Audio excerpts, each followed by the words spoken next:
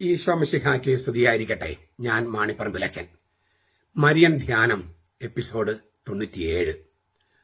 ലുത്തിനിയായെക്കുറിച്ചുള്ള ധ്യാനം 10.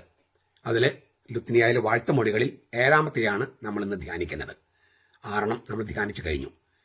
ദൈവവരപ്രസാദത്തിന്റെ മാതാവ്, ദൈവവരപ്രസാദത്തിന്റെ മാതാവ്, മദർ ഓഫ് ഡിവൈൻ ഗ്രേസ്. ലത്തീനില് മാത്തർ ദിവീനെ ഗ്രാസിയെ, മാത്തർ ദിവീനെ ഗ്രാസിയെ. നമ്മൾ ഈ മരിയൻ ധ്യാനത്തിൽ വളരെയധികം ആഴത്തിൽ ചർച്ച ചെയ്തൊരു സംഗതിയാണ് മറിയത്തിന്റെ അമലോത്ഭവം. അതായത് ദൈവകൃപ നിറഞ്ഞവളെ സ്വസ്തി, അല്ലെങ്കിൽ നന്മ നിറഞ്ഞവളെ സ്വസ്തി. ആ വചനത്തെക്കുറിച്ച് നമ്മൾ ധാരാളം കണ്ടതാണ്. അതുകൊണ്ട് അത് കേട്ടിട്ടുള്ളവർക്ക് ഞാൻ ചുരുക്കമായിട്ടാണ് ഇപ്പം ഞാൻ അവതരിപ്പിക്കാൻ ആഗ്രഹിക്കുന്നത്. ദൈവം അയച്ച ഗബ്രിയേൽ മാലാഖ മറിയത്തിനടുക്കൽ വന്ന് പറഞ്ഞ വാക്കുകൾ ഇങ്ങനെയാണ്: ഹൈറെ കെഹരിത്തോമനെ, ഹൈറെ കെഹരിത്തോമനെ. ഹൈറെ എന്ന് പറഞ്ഞാൽ റിജോയ്സ്, നമ്മൾ സ്വസ്തി എന്ന് തർജ്ജമ ചെയ്യണം. ഷാലോം എന്നാണ് ഹീബ്രു വാക്കിൽ സാധാരണ അഭിസംബോധന ചെയ്യുക. അതിന് പകരം ഗ്രീക്കിലെ ഹൈറെ എന്നാണ് ഉപയോഗിക്കുന്നത്. അപ്പോൾ ഈ റിജോയ്സ് എന്നാണ് അതിന് ശരിക്കുള്ള തർജ്ജമ. നമ്മൾ സ്വസ്തി എന്ന് തർജ്ജമ ചെയ്യണം. ഷാലോമും റിജോയ്സും ഒക്കെ ചേർത്തിട്ട് സ്വസ്തി എന്ന് തർജ്ജമ ചെയ്യണം. രണ്ടാമത്തെ വാക്ക് കെഹരിത്തോമനെ, കെഹരിത്തോമനെ. അതിന് 3 ഭാഗമുണ്ട്. ഹരിത്തോ എന്നാണ് നടുക്ക്, ഹരിത്തോ. അതിന് തുടക്കത്തില് കെ ഹരിത്തോ മെനെ, അവസാനം കെ ഹരിത്തോ മെനെ. ഇത് നമുക്ക് തർജ്ജമ ചെയ്യാൻ ഒട്ടും എളുപ്പമല്ല. വിശുദ്ധ ജെറോം തർജ്ജമ ചെയ്താണ് ഗ്രാസിയ പ്ലാന, full of grace, full of grace. പക്ഷേ ആ തർജ്ജമയും പോരായ്മയുള്ളതാണ്. കാരണം സ്ലീഹന്മാരുടെ നടപടി പുസ്തകത്തില് 6-ാമത്തെ അധ്യായം 8-ാമത്തെ വാക്യം സ്തെഫാനോസിനെ കൃപ നിറഞ്ഞവൻ എന്ന് വിളിക്കുന്നുണ്ട്. കൃപ നിറഞ്ഞവൻ, കൃപയും ശക്തിയും നിറഞ്ഞവൻ. അതായത് സ്തെഫാനോസിനെ കൃപ നിറഞ്ഞവൻ എന്ന് വിളിക്കുന്നുണ്ട്. അതിനുപയോഗിക്കുന്ന വാക്ക് കെഹരിത്തോമനെ അല്ല, മറിച്ച് പ്ലേരസ് ഹാരിത്തോസ് എന്നാണ്. അപ്പൊ കൃപ നിറഞ്ഞവൻ, കൃപ നിറഞ്ഞവൾ എന്നതിനാണെങ്കിൽ പ്ലേരസ് ഹാരിത്തോസ് എന്ന വാക്ക് ഉപയോഗിക്കേണ്ടത്, കെഹരിത്തോമൻ എന്നല്ല ഉപയോഗിക്കേണ്ടത്. മനസ്സിലായോ? അപ്പോൾ കൃപ നിറഞ്ഞവളെ സ്വസ്തി എന്ന് പറഞ്ഞാൽ പോലും അത് കെഹരിത്തോമനെ എന്ന് മാലാഖ പറഞ്ഞ വാക്കിന്റെ തർജ്ജമയാകില്ല. അപ്പൊ പിന്നെ എങ്ങനെ തർജ്ജമ ചെയ്യും? ഞാൻ കൊടുക്കുന്ന തർജ്ജമ അത് അത്ര എളുപ്പമല്ല. എങ്കിലും ദൈവകൃപയുടെ അതിബാഹുല്യത്തിൽ സൃഷ്ടിക്കപ്പെട്ടവളെ എന്നാണ് വേണ്ടത്. ദൈവകൃപയുടെ അതിബാഹുല്യത്തിൽ സൃഷ്ടിക്കപ്പെട്ടവളെ, ദൈവകൃപയിൽ സൃഷ്ടിക്കപ്പെട്ടവളെ. അങ്ങനെ തർജ്ജമ ചെയ്താലാണ് കുറച്ചുകൂടി ചേരുക. അതായത് ദൈവത്തിന്റെ വരപ്രസാദത്തിന്റെ ആധിക്യത്താൽ നിറഞ്ഞു തുളുമ്പുന്നവളെ, ദൈവത്തിന്റെ വരപ്രസാദത്തിന്റെ ആധിക്യത്താൽ നിറഞ്ഞു തുളുമ്പുന്നവളെ എന്ന് തർജ്ജമ ചെയ്താലേ കെഹരിത്തോമനെ എന്ന വാക്കിനോട് അല്പമെങ്കിലും നീതി പുലർത്താൻ കഴിയും. ഇത് ഗബ്രിയേൽ മാലാഖ മറിയത്തോട് പറഞ്ഞ വാക്കാ. എന്ന് വെച്ചാൽ ദൈവം തന്നെ പറയുന്നത്. ഈ ലോകാരംഭം മുതൽ വരപ്രസാദത്തിന്റെയും ദൈവകൃപയുടെയും വിശുദ്ധിയുടെയും കാര്യത്തിൽ എല്ലാവരിലും ഉപരിയായി ഉയർത്തപ്പെട്ടവൾ എന്നാണ് അതിന്റെ അർത്ഥം. ലോകാരംഭം മുതലേ വരപ്രസാദത്തിന്റെയും വിശുദ്ധിയുടെയും ദൈവകൃപയുടെയും കാര്യത്തിൽ എല്ലാവരിലും ഉപരിയായി ഉയർത്തപ്പെട്ടവള്.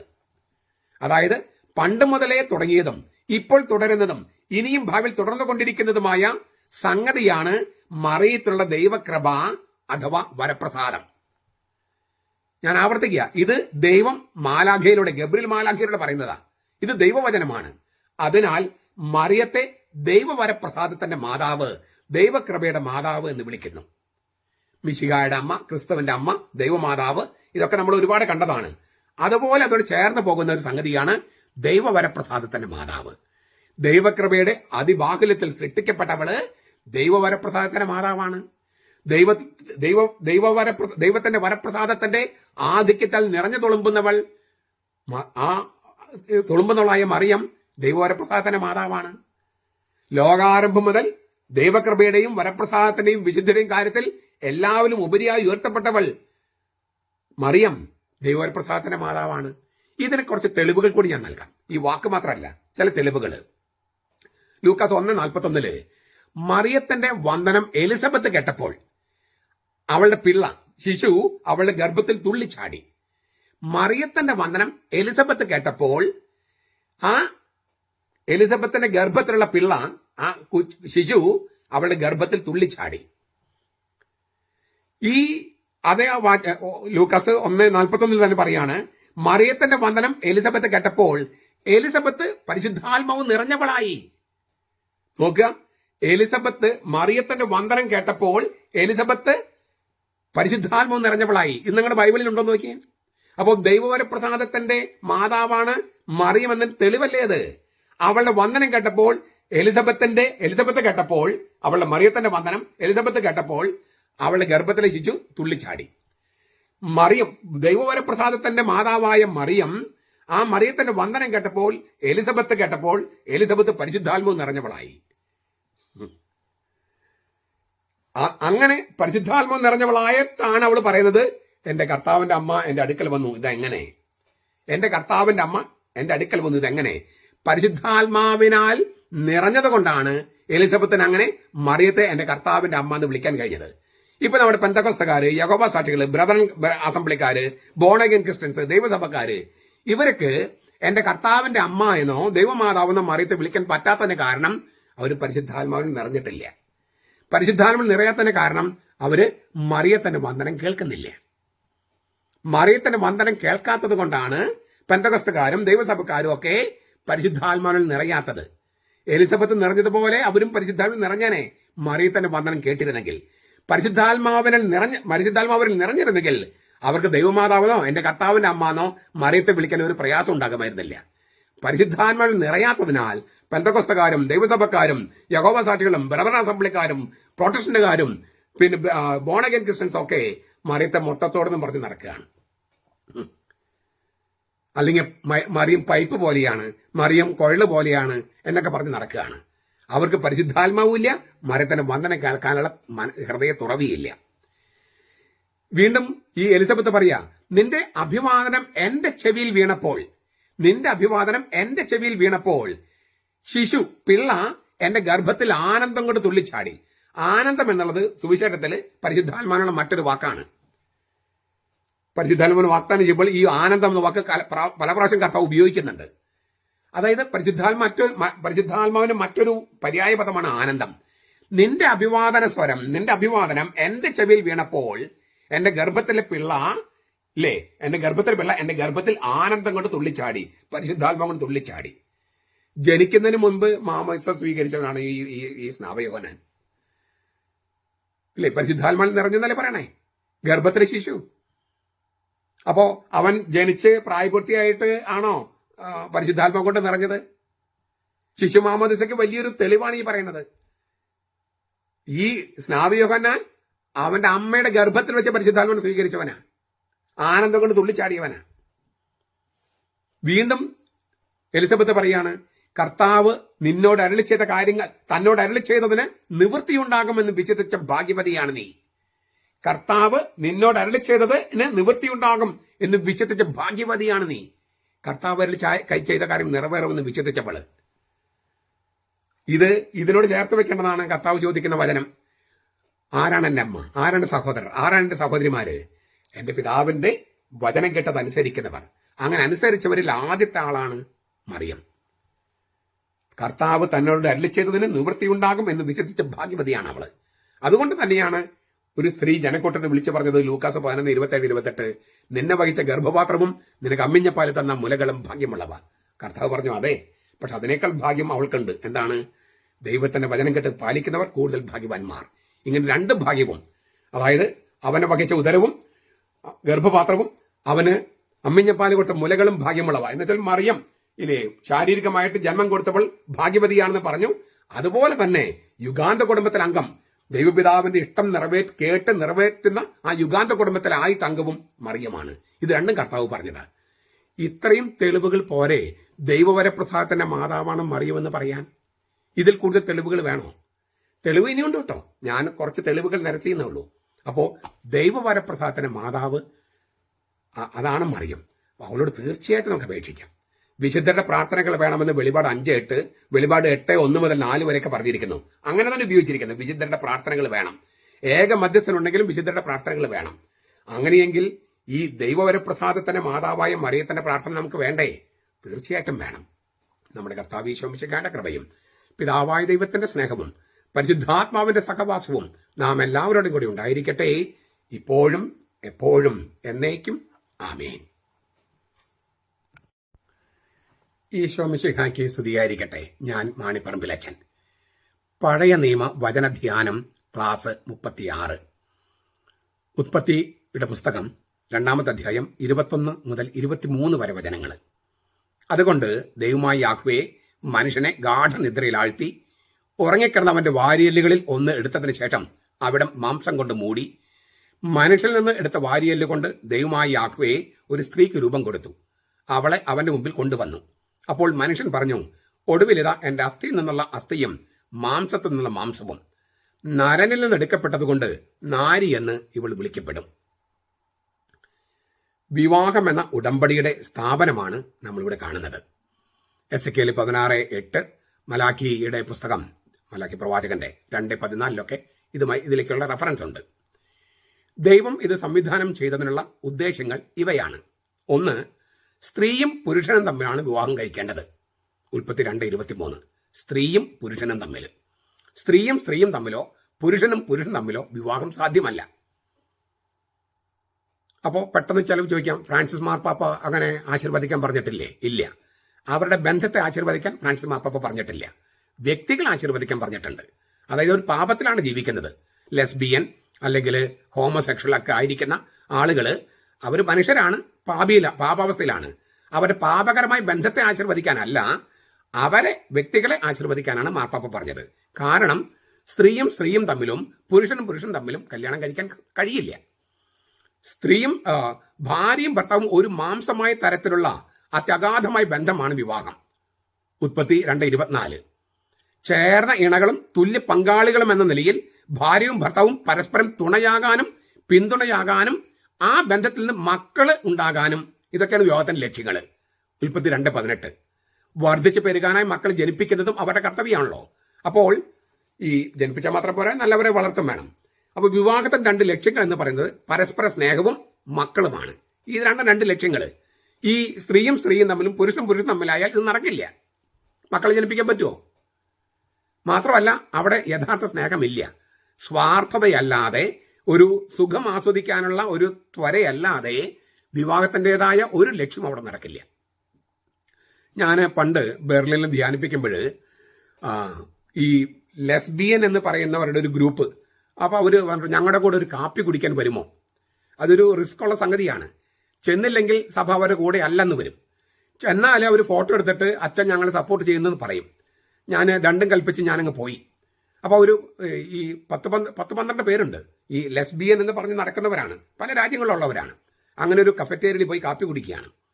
അപ്പോൾ ഞാൻ അവരോട് ഒരു ചോദിച്ചു, നിങ്ങൾ ലെസ്ബിയനൊക്കെ ആണെന്ന് പറയുന്നു, നിങ്ങൾ ഈ ശാരീരികമായി അങ്ങനെ ബന്ധപ്പെടുന്ന, അതായത് ബന്ധപ്പെടാൻ കഴിയില്ല പലതിനും, എന്നാലും ഒരുമിച്ച് കിടക്കുമ്പോൾ ഒരാള് ഈ രണ്ടും പെണ്ണാണ്, അപ്പോ നിങ്ങൾ രണ്ടും പെണ്ണായിട്ട് എങ്ങനെയാണ് എന്ന് ചോദിച്ചു.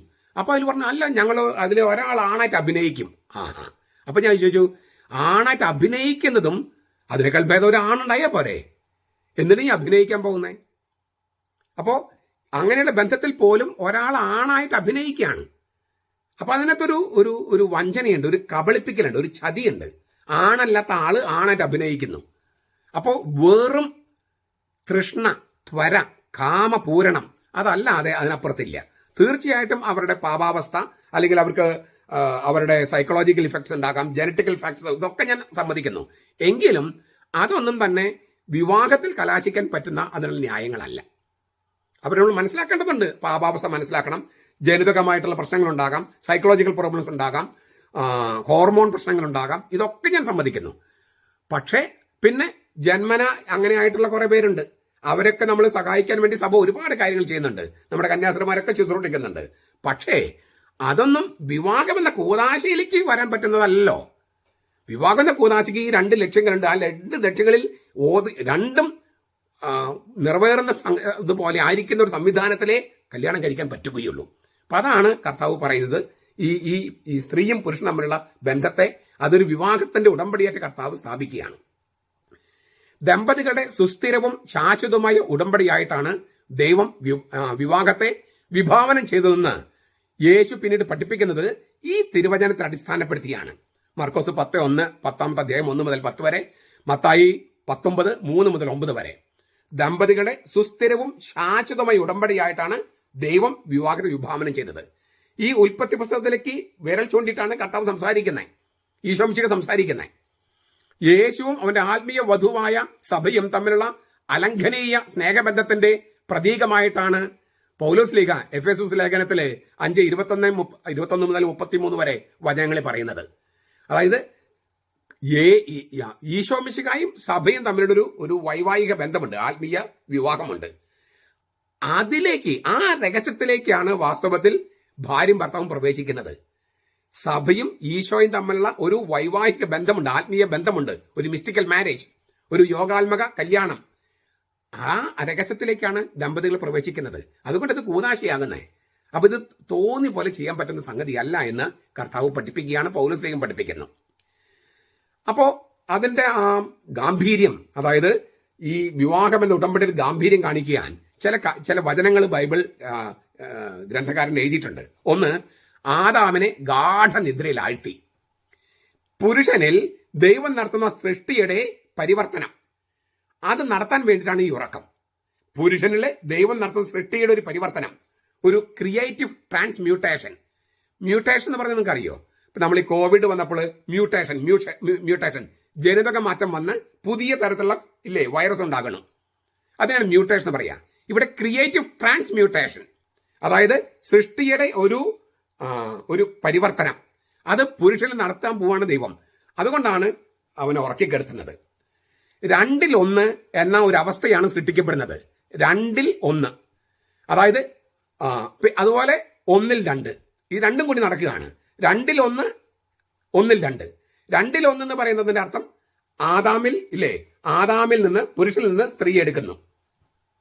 അതുപോലെ തന്നെ മനുഷ്യൻ എന്ന ഒന്നിൽ സ്ത്രീയും പുരുഷൻ എന്ന 2 യാഥാർത്ഥ്യങ്ങളും. അപ്പൊ പരസ്പരം പൂരകമാണ്. സ്ത്രീയുടെ മുഖം പുരുഷന് വേണ്ടിയും പുരുഷന്റെ മുഖം സ്ത്രീക്ക് വേണ്ടിയുമായിരിക്കും. ഇതൊക്കെ ആ സൃഷ്ടികർമ്മത്തിലുള്ള ഒരു സംഗതിയാണിത്. അത് ദൈവം സൃഷ്ടിച്ചതാണ്. പുരുഷനിൽ നിന്ന് സ്ത്രീ വന്നു, അതുകൊണ്ട് ഈ സ്ത്രീ പുരുഷനിലേക്ക് തിരിച്ചു പോകണം. പിന്നീട് നമുക്കറിയാം, ബാക്കി എല്ലാവരുടെ കാര്യത്തിലും പുരുഷൻ സ്ത്രീയിൽ നിന്നാണ് വരുന്നത്. അപ്പോൾ പുരുഷൻ സ്ത്രീയിലേക്ക് പോകണം. അങ്ങനെയുള്ള ഈ പൂരകത്വമാണ് ഈ പറയുന്നത്. അപ്പോൾ ഈ പൂരകത്വത്തിന്റെ സൃഷ്ടി അത് നടക്കുമ്പോൾ ആദാമിനെ ഉറക്കിക്കെടുത്താണ്, ഗാഠനിദ്രയിൽ ആഴ്ത്തുകയാണ്. ദൈവം സൃഷ്ടിച്ചതാണ് ഈ ലൈംഗികത എന്ന് പറയുന്നത്. ലൈംഗികത എന്ന വാക്ക് ശരിക്കും പറഞ്ഞാൽ സെക്സ് എന്ന വാക്കിന് കറക്റ്റ് തർജ്ജമയല്ല. ലൈംഗികത എന്ന് പറഞ്ഞാൽ ലിംഗത്തെ സംബന്ധിച്ചതെന്നാണ്. സെക്സ് എന്ന് പറഞ്ഞാൽ വെറും ലിംഗത്തെ സംബന്ധിച്ചതല്ല. നമ്മുടെ ഈ ആത്മാവും ശരീരവും മനസ്സും ഹൃദയവും എല്ലാം ഉൾച്ചേർന്ന ഒരു സർഗപ്രക്രിയയാണ് സെക്സ് എന്ന് പറയണേ. സർഗപ്രക്രിയ സൃഷ്ടിപരത. അത് ലൈംഗികത എന്ന വാക്ക് പറയുമ്പോൾ ലിംഗവുമായിട്ട് ബന്ധപ്പെട്ട് ഇങ്ങനെ ചുരുങ്ങി പോകുകയാണ്. അപ്പോൾ സെക്സ് എന്ന് പറയുന്നത് ദൈവം സൃഷ്ടിച്ചതാണ്. അതുകൊണ്ട് തന്നെ അത് നല്ലതാണ്. നല്ലതായിരിക്കുമ്പോൾ തന്നെ ദൈവം സൃഷ്ടിച്ചതായതുകൊണ്ട് ദൈവം അതെങ്ങനെ ഉപയോഗപ്പെടുത്തണം, അതെവിടെയൊക്കെ ശരിയായി ഉപയോഗപ്പെടുത്താനുള്ള സംവിധാനങ്ങൾ ദൈവം ഏർപ്പാട് ചെയ്തിട്ടുണ്ട്. അതിന് പുറത്തും അതിന് വിരുദ്ധമായിട്ട് ചെയ്യുന്നത് പാപമാകും. കാരണം അതിന്റെ ലക്ഷ്യം ദൈവമാണ് സൃഷ്ടിച്ചത്. അത് സൃഷ്ടിച്ചത് ദൈവമാണ്, ലക്ഷ്യം സൃഷ്ടിച്ചത് ദൈവമാണ്. അതിന് ദൈവഹിതത്തിന് ചേർന്ന് ചെയ്താലേ അതില് തൃപ്തി ഉണ്ടാകൂ, അതില് സന്തോഷമുണ്ടാകൂ, അതിൽ സ്ഥിരതയുണ്ടാകൂ, അതിൽ വിശ്വസ്തതയുണ്ടാകൂ, ബന്ധം ഇങ്ങനെ ഉറപ്പിക്കാൻ പറ്റൂ. നമ്മൾ ഇപ്പൊ ലോകത്തിൽ ഒരുപാട് ഡൈവോഴ്സസ് നടക്കുന്നു. ലോകത്ത് ഒരുപാട് കാരണങ്ങളുണ്ടാകാം. പക്ഷെ ഏറ്റവും മുഖ്യ കാരണം എന്താണ്? ഈ സ്വതന്ത്ര സെക്സ് എന്ന് പറഞ്ഞ ഫ്രീ സെക്സ് അനുവദിക്കുന്ന കമ്മ്യൂണിറ്റികളിൽ പോലും വിവാഹമോചനത്തിന് ഏറ്റവും പ്രധാനപ്പെട്ട കാരണം എന്താണ്? ദമ്പതികൾ തമ്മിലുള്ള ബന്ധത്തിലെ അവിശ്വസ്തത. ഭാര്യയ്ക്ക് ഭർത്താവ് അല്ലാതൊരു ബന്ധം ഉണ്ടാകുക, ഭർത്താവിന് ഭാര്യ അല്ലാതെ ബന്ധം ഉണ്ടാകുക. ഈ സ്വതന്ത്ര സെക്സ് പഠിപ്പിക്കുന്നവർക്ക് പോലും അത് ഉൾക്കൊള്ളാൻ പറ്റില്ല. അങ്ങനെയാണ് ഈ വിവാഹമോചനത്തിൽ വലിയ ശതമാനം വിവാഹമോചനത്തിന് കാരണങ്ങൾ വരുന്നത്. ഞാൻ പറഞ്ഞു വന്നത്, ദൈവം സൃഷ്ടിച്ചതാണ് സെക്സ്. അതിന് ദൈവം ഒരു ലക്ഷ്യം വെച്ചിട്ടുണ്ട്. അതുപോലെ അത് എങ്ങനെയൊക്കെ എവിടേക്ക് ഉപയോഗിക്കാം, എങ്ങനെയാണ് അത് ഉപയോഗിക്കേണ്ടത്, അതിനൊരു മാർഗം ദൈവം ആസൂത്രണം ചെയ്തിട്ടുണ്ട്. അതിന് വിരുദ്ധമായിട്ടുള്ളതും അതിന് പുറത്തുള്ളതും തെറ്റായിട്ട് വരും. പൊതുവായിട്ട് എത്ര പറയാൻ പറ്റുള്ളൂ നമുക്ക്. പിന്നെ ഓരോ പാപത്തെക്കുറിച്ച് പറയുമ്പോൾ നമുക്ക് അതിന്റെ വിശദാംശങ്ങൾ പിന്നെ നമുക്ക് കാണാം. ആദാമിനെ ഗാഠനിദ്രയിൽ അഴിച്ചിട്ട് വാരിയല്ലുകളിൽ ഒന്നെടുത്ത് വാരിയല്ല് അങ്ങനെയാണ് തർജ്ജമ ചെയ്യേണ്ടതെന്ന് ഇപ്പോഴും ആളുകൾക്ക് തീർച്ചപ്പെടുത്താൻ കഴിഞ്ഞിട്ടില്ല. ബെനഡിക്ട് മാർപ്പാപ്പ പറയുന്നത് വാരിയല് എന്നതിനേക്കാൾ നല്ല പരിഭാഷ പാർശ്വം എന്നാണ്. പാർശ്വം, വാരിയല് എന്നുള്ള വാക്കല്ല, പാർശ്വമാണ് കുറച്ചുകൂടി നല്ല പരിഭാഷ എന്നാണ് ബെനഡിക്ട് മാർപ്പാപ്പ പറയുന്നത്. അതാണ് കുറച്ചുകൂടി ശരി. എനിവേ, ആദ്യ സ്ത്രീ ആദ്യ പുരുഷന്റെ സത്തയിൽ നിന്ന് സൃഷ്ടിക്കപ്പെടുന്നു എന്നുള്ളതാണ് പ്രധാനപ്പെട്ട പോയിന്റ്. വാരിയൽ എന്നൊന്നും ഉദ്ദേശിക്കുന്നതാണെങ്കിലും പാർശ്വം എന്നാണെങ്കിലും ആദ്യ സ്ത്രീ ആദ്യ പുരുഷന്റെ അതേ സത്തയിൽ നിന്ന് സൃഷ്ടിക്കപ്പെടുന്നു. 1 കൊറിന്തോസ് 11:8. പുരുഷനിൽ നിന്ന് വ്യത്യസ്തമായ ലൈംഗികതയോടെയാണ് സ്ത്രീ സൃഷ്ടിക്കപ്പെട്ടിരിക്കുന്നത്. അത് ശരി തന്നെ, എങ്കിലും ഒരേ സത്തയാണ്. പുരുഷനിൽ നിന്ന് വ്യത്യസ്തമായ ലൈംഗികതയോടെയാണ് സ്ത്രീ സൃഷ്ടിക്കപ്പെട്ടിരിക്കുന്നതെങ്കിലും മനുഷ്യ സത്തയാണ് സ്ത്രീയിലുള്ളത്. അതുകൊണ്ടാണ് അവന്റെ വാരിയല് അല്ലെങ്കിൽ പാർശ്വം എന്ന് എഴുതിയിരിക്കുന്നത്. പരസ്പരം പൂരകമാണ് സ്ത്രീയും പുരുഷനും. സ്ത്രീ ഒരു കാരണവശാലും പുരുഷനേക്കാൾ താഴെയല്ല. ഒരു കാരണവശാലും പുരുഷന്റെ സത്തയാണ് സ്ത്രീക്കുള്ളത്. അതാണ് ബൈബിൾ ഗ്രന്ഥകാരൻ ഉദ്ദേശിക്കുന്നത്. അതായത് ഒരേ സത്തയാണ്. രണ്ടുപേർക്കും 2 ലൈംഗികതയാണുള്ളതെങ്കിലും ലിംഗം വ്യത്യാസമുണ്ടെങ്കിലും ഒരേ മനുഷ്യ സത്തയാണ്. മനുഷ്യന്റെ അന്തസ്സ് പുരുഷന് എന്തുമാത്രമുണ്ടോ അത്രയും തന്നെ അന്തസ്സ് സ്ത്രീക്കുമുണ്ട്. അവരുടെ ദൗത്യങ്ങൾ വേറെയാണ്, പക്ഷെ അന്തസ്സ് തുല്യതയുള്ളതാണ്. ഈ സ്ത്രീയും പുരുഷനും എതിർലിംഗത്തിൽപ്പെട്ടവരല്ല. പണ്ട് അങ്ങനെ ഓപ്പോസിറ്റ് സെക്സ് എന്ന് പറഞ്ഞിരുന്നത്. ഓപ്പോസിറ്റ് സെക്സ്, എതിർലിംഗം അല്ല, പൂരക ലിംഗമാണ്, കോംപ്ലിമെന്ററി സെക്സ് ആണ്. അതുകൊണ്ടാണ് പുരുഷന്റെ സത്തയിൽ നിന്ന് വാരിയലോ പാർശ്വത്തിൽ നിന്നോ സ്ത്രീക്ക് ജന്മം കൊടുക്കുന്നത്. അവർ പരസ്പരം പൂരകമാണ്, എതിരല്ല. സ്ത്രീയും പുരുഷനും ഒന്നായി തീരണമെന്നതാണ് ദൈവഹിതം. അവർ തുല്യതയുള്ള പങ്കാളികളാണ്, ഒപ്പം സഞ്ചരിക്കുന്ന സഹചാരികളാണ്, സഹധർമ്മിണി അല്ലെ. ഈ ഭാര്യ പറഞ്ഞ സഹധർമ്മിണി എന്നാണ്. ഭർത്താവിന്റെ ധർമ്മത്തിൽ സഹധർമ്മിണി, പങ്കുചേരുന്ന ധർമ്മിണിയാണ്. അപ്പോൾ അതുപോലെ തന്നെ പുരുഷനും സഹധർമ്മകനാണ്, സ്ത്രീയുടെ സത്തയില് ധർമ്മത്തില് പങ്കുചേരുന്നവൻ. ഇതാണ് ബൈബിളിന്റെ കാഴ്ചപ്പാട്. മക്കളെ ജനിപ്പിക്കണമെന്ന് പരസ്പരം സ്നേഹിക്കുക, മക്കളെ ജനിപ്പിക്കുക. ഇങ്ങനെ 2 ലക്ഷ്യങ്ങളാണ് ഈ വിവാഹ ഉടമ്പടിക്ക് ഉള്ളത്. ലൈംഗികതയുടെ ലക്ഷ്യം അതുതന്നെയാണ്. അപ്പോ മക്കളെ ജനിപ്പിക്കുക എന്ന ലക്ഷ്യമുണ്ട്, അതുപോലെ തന്നെ പരസ്പരം ആനന്ദിക്കുന്ന ലക്ഷ്യമുണ്ട്. പരസ്പരം ആനന്ദിക്കുക. പണ്ട് ഈ പലപ്പോഴും വിചാരിച്ചിരുന്നത് മക്കളെ ജനിപ്പിച്ചു കഴിഞ്ഞാൽ പിന്നെ ലൈംഗിക ബന്ധത്തിൽ ഏർപ്പെടാൻ പാടില്ല, ഭാര്യ ഭർത്താക്കന്മാരെന്നൊക്കെ പണ്ട് പഠിപ്പിച്ചിരുന്നത്. അത് തെറ്റായ പ്രബോധനമാണ്. അത് ബൈബിളിന്റെ വെളിച്ചത്തിലുള്ളതല്ല. അത് തെറ്റായ ഏതൊക്കെയോ ഈ ചിന്തകൾ കയറി വന്നതാണ്, ഫിലോസഫി കയറി വന്നതാണ്. ഈ പ്രണയമില്ലാത്ത ദാമ്പത്യം അത് വിരസത ജനിപ്പിക്കും. പ്രണയമില്ലാത്ത ദാമ്പത്യം വിരസതയുണ്ടാക്കും. വിപരീത ദിശയിൽ സുഖം ആസ്വദിക്കാൻ മാത്രം ലൈംഗികത ഉപയോഗിച്ചാൽ, അതായത് മക്കൾ ജനിപ്പിക്കുകയും വളർത്തി നാടിനും സഭയ്ക്കും കുടുംബത്തിനുമൊക്കെ അങ്ങനെ ചിന്തിക്കുന്നില്ലെങ്കിൽ അതും ഈ വിവാഹത്തിന്റെ ലക്ഷ്യത്തിൽ നിന്ന് വ്യതിചലിക്കുന്നതാണ്. അതായത് കുടുംബത്തിന് ദൈവം ഒരു ലക്ഷ്യം കൊടുത്തിട്ടുണ്ട്. ഇപ്പൊ നമ്മൾ ആ ലക്ഷ്യത്തിൽ നിന്ന് ഒരുപാട് വ്യതിചലിച്ചാണ് ഇപ്പം സർക്കാരുകളൊക്കെ പഠിപ്പിക്കുന്നത്. സഭ പഠിപ്പിക്കുന്നതിനേക്കാൾ സർക്കാർ പഠിപ്പിക്കുന്നതാണ് ആൾക്കാർക്ക് ഇഷ്ടം. സർക്കാരുകൾക്ക് 5 കൊല്ലത്തെ കാര്യം നോക്കിയാൽ മതി. അപ്പൊ സർക്കാർ എന്താ പറയണേ? വിദ്യാഭ്യാസം ജോലി, വിദ്യാഭ്യാസം ജോലി. ഇത് മാത്രമാണ് ഇപ്പൊ നമ്മുടെ ആളുകളൊക്കെ അത് വിചാരിച്ചിരിക്കുക. കുറച്ച് കഴിയുമ്പോൾ ചിന്തിക്കും, ഈ വിദ്യാഭ്യാസം ജോലി എന്തിനു വേണ്ടിയാ? ഈ ഒരു സത്യനാരായണ സിനിമയുണ്ടല്ലോ, അതിനകത്ത് ഇന്നസെന്റിന്റെ കഥാപാത്രം ചോദിക്കുന്നുണ്ട്, ജയറാമിന്റെ കഥാപാത്രം ചോദിക്കുന്നുണ്ട്, ഞാൻ മരിച്ചാൽ നീ ആർക്ക് വേണ്ടി ജീവിക്കുക? നിന്റെ അമ്മ മരിച്ചപ്പോൾ ഞാൻ നിനക്ക് വേണ്ടി ജീവിച്ചു, ഞാൻ മരിച്ചാൽ നീ ആർക്ക് വേണ്ടി ജീവിക്കുക? നമുക്ക് ആർക്കെങ്കിലും വേണ്ടി ജീവിക്കാൻ പറ്റൂ? ഈ ജോലിയും പിന്നെ വിദ്യാഭ്യാസം ജോലി മാത്രമായിട്ട് നമുക്ക് ജീവിക്കാൻ കഴിയില്ല. അതൊക്കെ കിട്ടിക്കഴിഞ്ഞിട്ട് എന്തിനു വേണ്ടിയാണ്?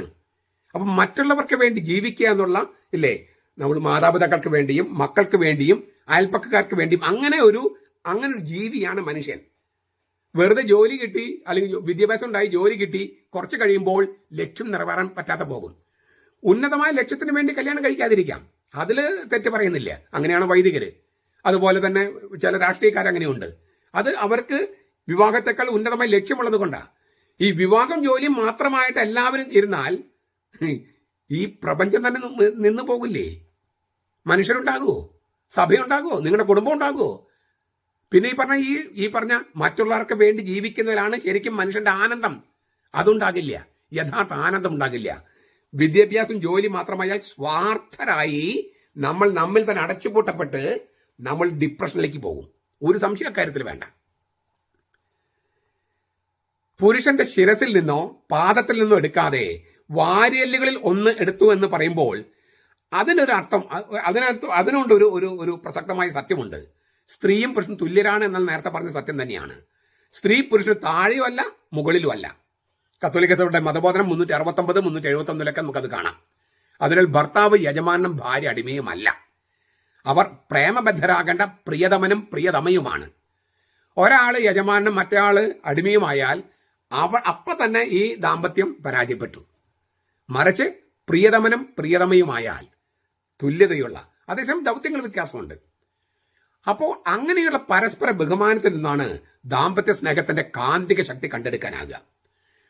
ഭർത്താവ് ഭാര്യയെ ബഹുമാനിക്കുക, ഭാര്യ ഭർത്താവിനെ ബഹുമാനിക്കുക. ആ ബഹുമാനത്തിൽ നിന്നാണ് ഈ ദാമ്പത്യ സ്നേഹത്തിന്റെ ഒരു കാന്തിക ശക്തിയുണ്ട്, അത് ശരിക്കും കണ്ടെടുക്കാൻ കഴിയുക. ഈ ലാക്ഷണികമായിട്ട് വ്യാഖ്യാനിക്കുമ്പോൾ, ലാക്ഷണികം എന്ന് പറഞ്ഞാൽ അലിഗോറിക്കൽ ഇന്റർപ്രിട്ടേഷൻ, ലാക്ഷണികമായിട്ട് ലക്ഷണകഥ, ആദാമിന്റെ ഉറക്കം യേശുക്രിസ്തുവിന്റെ മരണത്തിന്റെ മുൻകൂട്ടിയുള്ള ഒരു രൂപസൂചനയാണ്. ആദാമിന്റെ പാർശ്വത്തിൽ നിന്ന് പുറപ്പെടുന്ന ഹവ്വയാകട്ടെ യേശുവിന്റെ പാർശ്വത്തിൽ നിന്ന് രക്തത്തിലും വെള്ളത്തിലും പിറക്കാനിരുന്ന സഭയാണ്. ഞാൻ പറഞ്ഞല്ലോ, ഈ ജേല എന്ന വാക്കിനെ, ജേല അതാണ് വാരിയല്ലെന്ന് നമ്മൾ തർജ്ജമ ചെയ്യണേ, അതൊരു പാർശ്വം എന്നും തർജ്ജമ ചെയ്യാം. ജേല, TSELA, TSELA, ജേല. ആ ഹെബ്രായ വാക്കിന് വാരിയൽ എന്നതിനേക്കാൾ പാർശ്വം എന്നാണ് നല്ല പരിഭാഷ. അപ്പൊ ആദാമിന്റെ പാർശ്വത്തിൽ നിന്ന് ഹവ്വ, യേശുവിന്റെ പാർശ്വത്തിൽ നിന്ന് രക്തത്തിലും വെള്ളത്തിലും സഭ, മാമോദിസയിലും കുർബാനയിലും സഭ പിറന്നു വീഴുന്നു. ആ സഭയാകട്ടെ ജീവിക്കുന്ന എല്ലാവരുടെയും അമ്മയാണ്. യേശു സ്നേഹിക്കുന്ന എല്ലാ ശിഷ്യന്മാരുടെയും അമ്മയാണ് മറിയം എന്നതുപോലെ ജീവിക്കുന്ന എല്ലാവരുടെയും അമ്മയാണ് സഭ. ടേർട്ടുല്യം പറയുന്നതാണത്. ഗംഭീരമായ വ്യാഖ്യാനമാണ്. ഒരു കാര്യം കൂടി പറഞ്ഞ് നമുക്ക് ഇത് അവസാനിപ്പിക്കാം. ഈ സ്ത്രീയെ സൃഷ്ടിച്ചിട്ട് പുരുഷന് മുമ്പിൽ കൊണ്ടുവന്നപ്പോൾ അവനൊരു പ്രേമഗീതം പാടുകയാണ്. എന്റെ അസ്ഥിയുടെ അസ്ഥിയും മാംസത്തിന്റെ മാംസവും. സ്വാഭാവികമായി കുടുംബ ബന്ധത്തെ സൂചിപ്പിക്കുന്ന ഒരു കവിതയാണിത്. ഉൽപ്പത്തി 29:14, ന്യായാധിപൻ 9:2 അത് കാണാം. ഇതേ വാക്കുകൾ ആവർത്തിച്ചിട്ടുണ്ട്. ഈ ലാബാൻ, റബേക്കയുടെ ആങ്ങള യാക്കോബ്, അയാളുടെ അമ്മാവന്റെ വീട്ടിൽ ചെന്നിട്ട് അപ്പനെയും ചേട്ടനൊക്കെ ചതിച്ച കാര്യം വഞ്ചിച്ച കാര്യമൊക്കെ പറഞ്ഞപ്പോ ലാബാൻ പറയുന്നുണ്ട്, മരുമോനോട് പറയുന്നുണ്ട്, നീ എന്റെ അസ്ഥിയുടെ അസ്ഥിയും മാംസത്തിന്റെ മാംസമാണ്. ചതിയും വഞ്ചനയൊക്കെ നമ്മുടെ കുടുംബത്തിന്റെ തറവാട്ട് ഇല്ലേ, ഒസ്ത്യത്താണത്. നമ്മുടെ ലെഗസിയാണ്, പൈതൃകമാണ്. അണ്ണാൻകുഞ്ഞിനെ മരം കയറാൻ പഠിപ്പിക്കേണ്ടെന്ന് പറഞ്ഞതുപോലെ നമ്മുടെ കുടുംബത്തിലെ വഞ്ചനയും ചതിയൊക്കെ ഇല്ലേ, അത് പതിവാണെന്നുള്ള മട്ടിലാണ് അവിടെ സംസാരിക്കുന്നത്. അതായത് സ്വാഭാവികമായ അവരുടെ കുടുംബത്തിന്റെ പൈതൃകം എന്നുള്ള അർത്ഥത്തിലാണ് ഇവിടെ ഉദ്ദേശിക്കുന്നത്. അസ്ഥിയുടെ അസ്ഥിയും മാംസത്തിന്റെ മാംസവും, അതായത് പുരുഷന്റെ അതേ സത്തയാണ് സ്ത്രീ. എന്റെ അസ്ഥിയുടെ അസ്ഥിയാണ്, മാംസത്തിന്റെ മാംസമാണ്. അപ്പൊ വിവാഹം എന്ന ഉടമ്പടിയിലൂടെ വരന്റെയും അവരുടെ കുടുംബത്തിലെയും കുലത്തിലെയും അംഗമായി വധു മാറുന്നു. ഇനി മുതൽ അവളുടെ വീടും കുടുംബവും ഭർത്താവിൻ്റെതാണ്. അപ്പം നീ എന്റെ കുടുംബത്തിലേക്ക് വരുന്നു എന്ന ഒരു അർത്ഥം കൂടി ഈ അസ്ഥിയുടെ അസ്ഥി മാംസത്തിന്റെ മാംസത്തിന്റെ അർത്ഥമുണ്ട്. നീ എന്റെ സത്തയാണ്, അതുകൊണ്ട് തന്നെ നീ എന്റെ കുടുംബത്തിലേക്ക് വരുന്നു. അതായത് വിവാഹ ഉടമ്പടിയിലൂടെ ഈ ചെറുക്കന്റെയും അവന്റെ കുടുംബത്തിന്റെയും കുലത്തിന്റെയും ഒരു ഭാഗമായി മാറുകയാണ് വധു എന്നുള്ളത്. അതുപോലെ തന്നെ മറിച്ചുണ്ടാകാം. അതായത് പണ്ട് ഈ മേട്രിയാർക്കൽ സിസ്റ്റം ഉണ്ടായിരുന്നു. പുരുഷൻ മാതാപിതാക്കൾ വിട്ട്, നമുക്ക് അതേക്കുറിച്ച് അടുത്ത ക്ലാസ്സിൽ ചിന്തിക്കാം, മാതാപിതാക്കൾ വിട്ട് വധുവിനോട് ചേരും, ഭാര്യയോട് ചേരുമെന്ന് പറയുന്നുണ്ട്. അതിന് അങ്ങനെ ഒരു സംവിധാനം ഉണ്ടായിരുന്നു. നമുക്ക് അതേക്കുറിച്ച് പിന്നീട് ചിന്തിക്കാം. പുരുഷനും സ്ത്രീയും മനുഷ്യത്വം എന്ന ഒരേ പ്രകൃതിയും അന്തസ്സുമുള്ളവരാണെന്ന സൂചന നമ്മൾ പറഞ്ഞു കഴിഞ്ഞു. അതുപോലെ വരന്റെ കുടുംബത്തിലേക്ക് വധുവിനെ സ്വീകരിക്കുന്ന ഒരു പ്രതീകമാണ് അസ്ഥിയുടെ അസ്ഥി മാംസത്തിന്റെ മാംസം എന്ന് പറഞ്ഞു കഴിഞ്ഞു. അതുപോലെ മറ്റൊരു അർത്ഥം കൂടി ഉണ്ടാകാം. അസ്ഥി ശക്തിയെയും മാംസം ബലഹീനതയെയും സൂചിപ്പിക്കാം. പുരുഷന്റെ ശക്തിയും ബലഹീനതയും സ്ത്രീയാണ്, സ്ത്രീയുടെ ശക്തിയും ബലഹീനതയും പുരുഷനാണ്. അങ്ങനെ അർത്ഥമുണ്ടാകാം.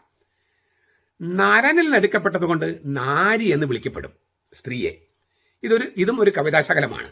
ഹെബ്രായ ഭാഷയിലെ ഈഷ് എന്ന് പറഞ്ഞാൽ നരൻ, ഈഷ് പുരുഷൻ, ഈഷ എന്ന് പറഞ്ഞാൽ സ്ത്രീ നാരി. ആക്ഷരികമായി ഈ വാക്കിന്, ഈഷ എന്ന വാക്കിന് ശൃംഗാരൻ എന്നാണ് അർത്ഥം. ശൃംഗാരൻ. നാരി, ഈഷ എന്ന വാക്കിന് ശൃംഗാരി, ശൃംഗരിക്കുക എന്ന് പറയില്ലോ, ശൃംഗരിക്കുക എന്ന വാക്കിന്റെ ശൃംഗാരൻ, ശൃംഗാരി. അല്ലെങ്കിൽ മൃദുല ഭാഷകൻ, സോഫ്റ്റായിട്ട് സംസാരിക്കുന്നവൻ, മൃദുല ഭാഷി, പേലവൻ, പേലവ എന്നൊക്കെ വേണമെങ്കിൽ മലയാളത്തിൽ പല വാക്കുകൾ ഉപയോഗിക്കാം. പക്ഷെ ഇതേ വാക്കുകൾ തന്നെ ഹെബ്രായ ഭാഷയിൽ ഭാര്യയ്ക്കും ഭർത്താവിനും ഉപയോഗിച്ചിരിക്കുന്നു. അതിനാൽ ഭർത്താവിൽ നിന്ന് എടുക്കപ്പെട്ടതുകൊണ്ട് ഭാര്യ എന്ന് വിളിക്കപ്പെടുമെന്നും തർജ്ജമ ചെയ്യാം. നരനിൽ നിന്ന് എടുക്കപ്പെട്ടതുകൊണ്ട് നാരി എന്ന് തർജ്ജമ ചെയ്യപ്പെടാം. ശൃംഗാരൻ എന്നവനിൽ നിന്ന് എടുക്കപ്പെട്ടതുകൊണ്ട് ശൃംഗാരി എന്ന് തർജ്ജമ ചെയ്യപ്പെടാം. ഇല്ലേ? അങ്ങനെ പലതരത്തിൽ തർജ്ജമ ചെയ്യാവുന്ന ഒരു കവിതാശകലമാണ് ഈ നരനിൽ എടുക്കപ്പെട്ടത് നാരി എന്ന് പറയുന്നത്. പുരുഷനിൽ നിന്ന് എടുക്കപ്പെട്ടവൾ പുരുഷനിലേക്ക് തിരിച്ചെത്തുമ്പോൾ അതിന് വിവാഹം എന്ന് വിളിക്കാം. അപ്പോൾ ആ പുരുഷൻ ഭർത്താവും സ്ത്രീ ഭാര്യയുമായി അവർ ഒറ്റ മാംസമായി തീരുന്നു. ആ ഒറ്റ മാംസത്തിൽ നിന്ന് പുതിയ ജീവൻ ഉത്ഭവിക്കുന്നു. ഇതിനെയാണ് വിവാഹം ബൈബിളിലെ സങ്കല്പം.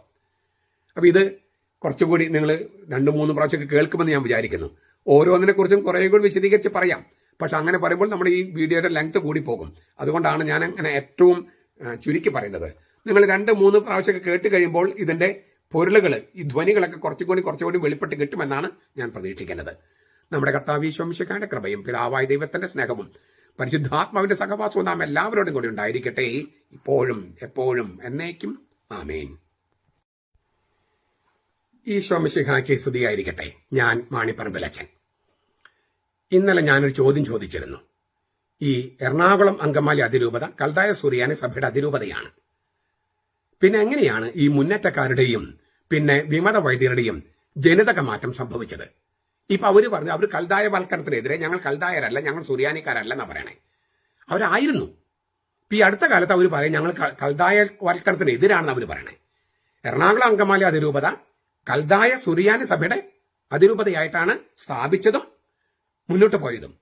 ഇപ്പോ ഇവർക്ക് ജനിതക മാറ്റം വന്ന് ഈ കൽദായ സുറിയാനി അല്ല ഞങ്ങളുടെ അമ്മ, ഈ കൽദായ സുറിയാനി അല്ല ഞങ്ങളുടെ അപ്പൻ, ഞങ്ങൾക്ക് വേറെ അപ്പനും അമ്മയുണ്ടെന്ന് പറഞ്ഞ് നടക്കുകയാണ്.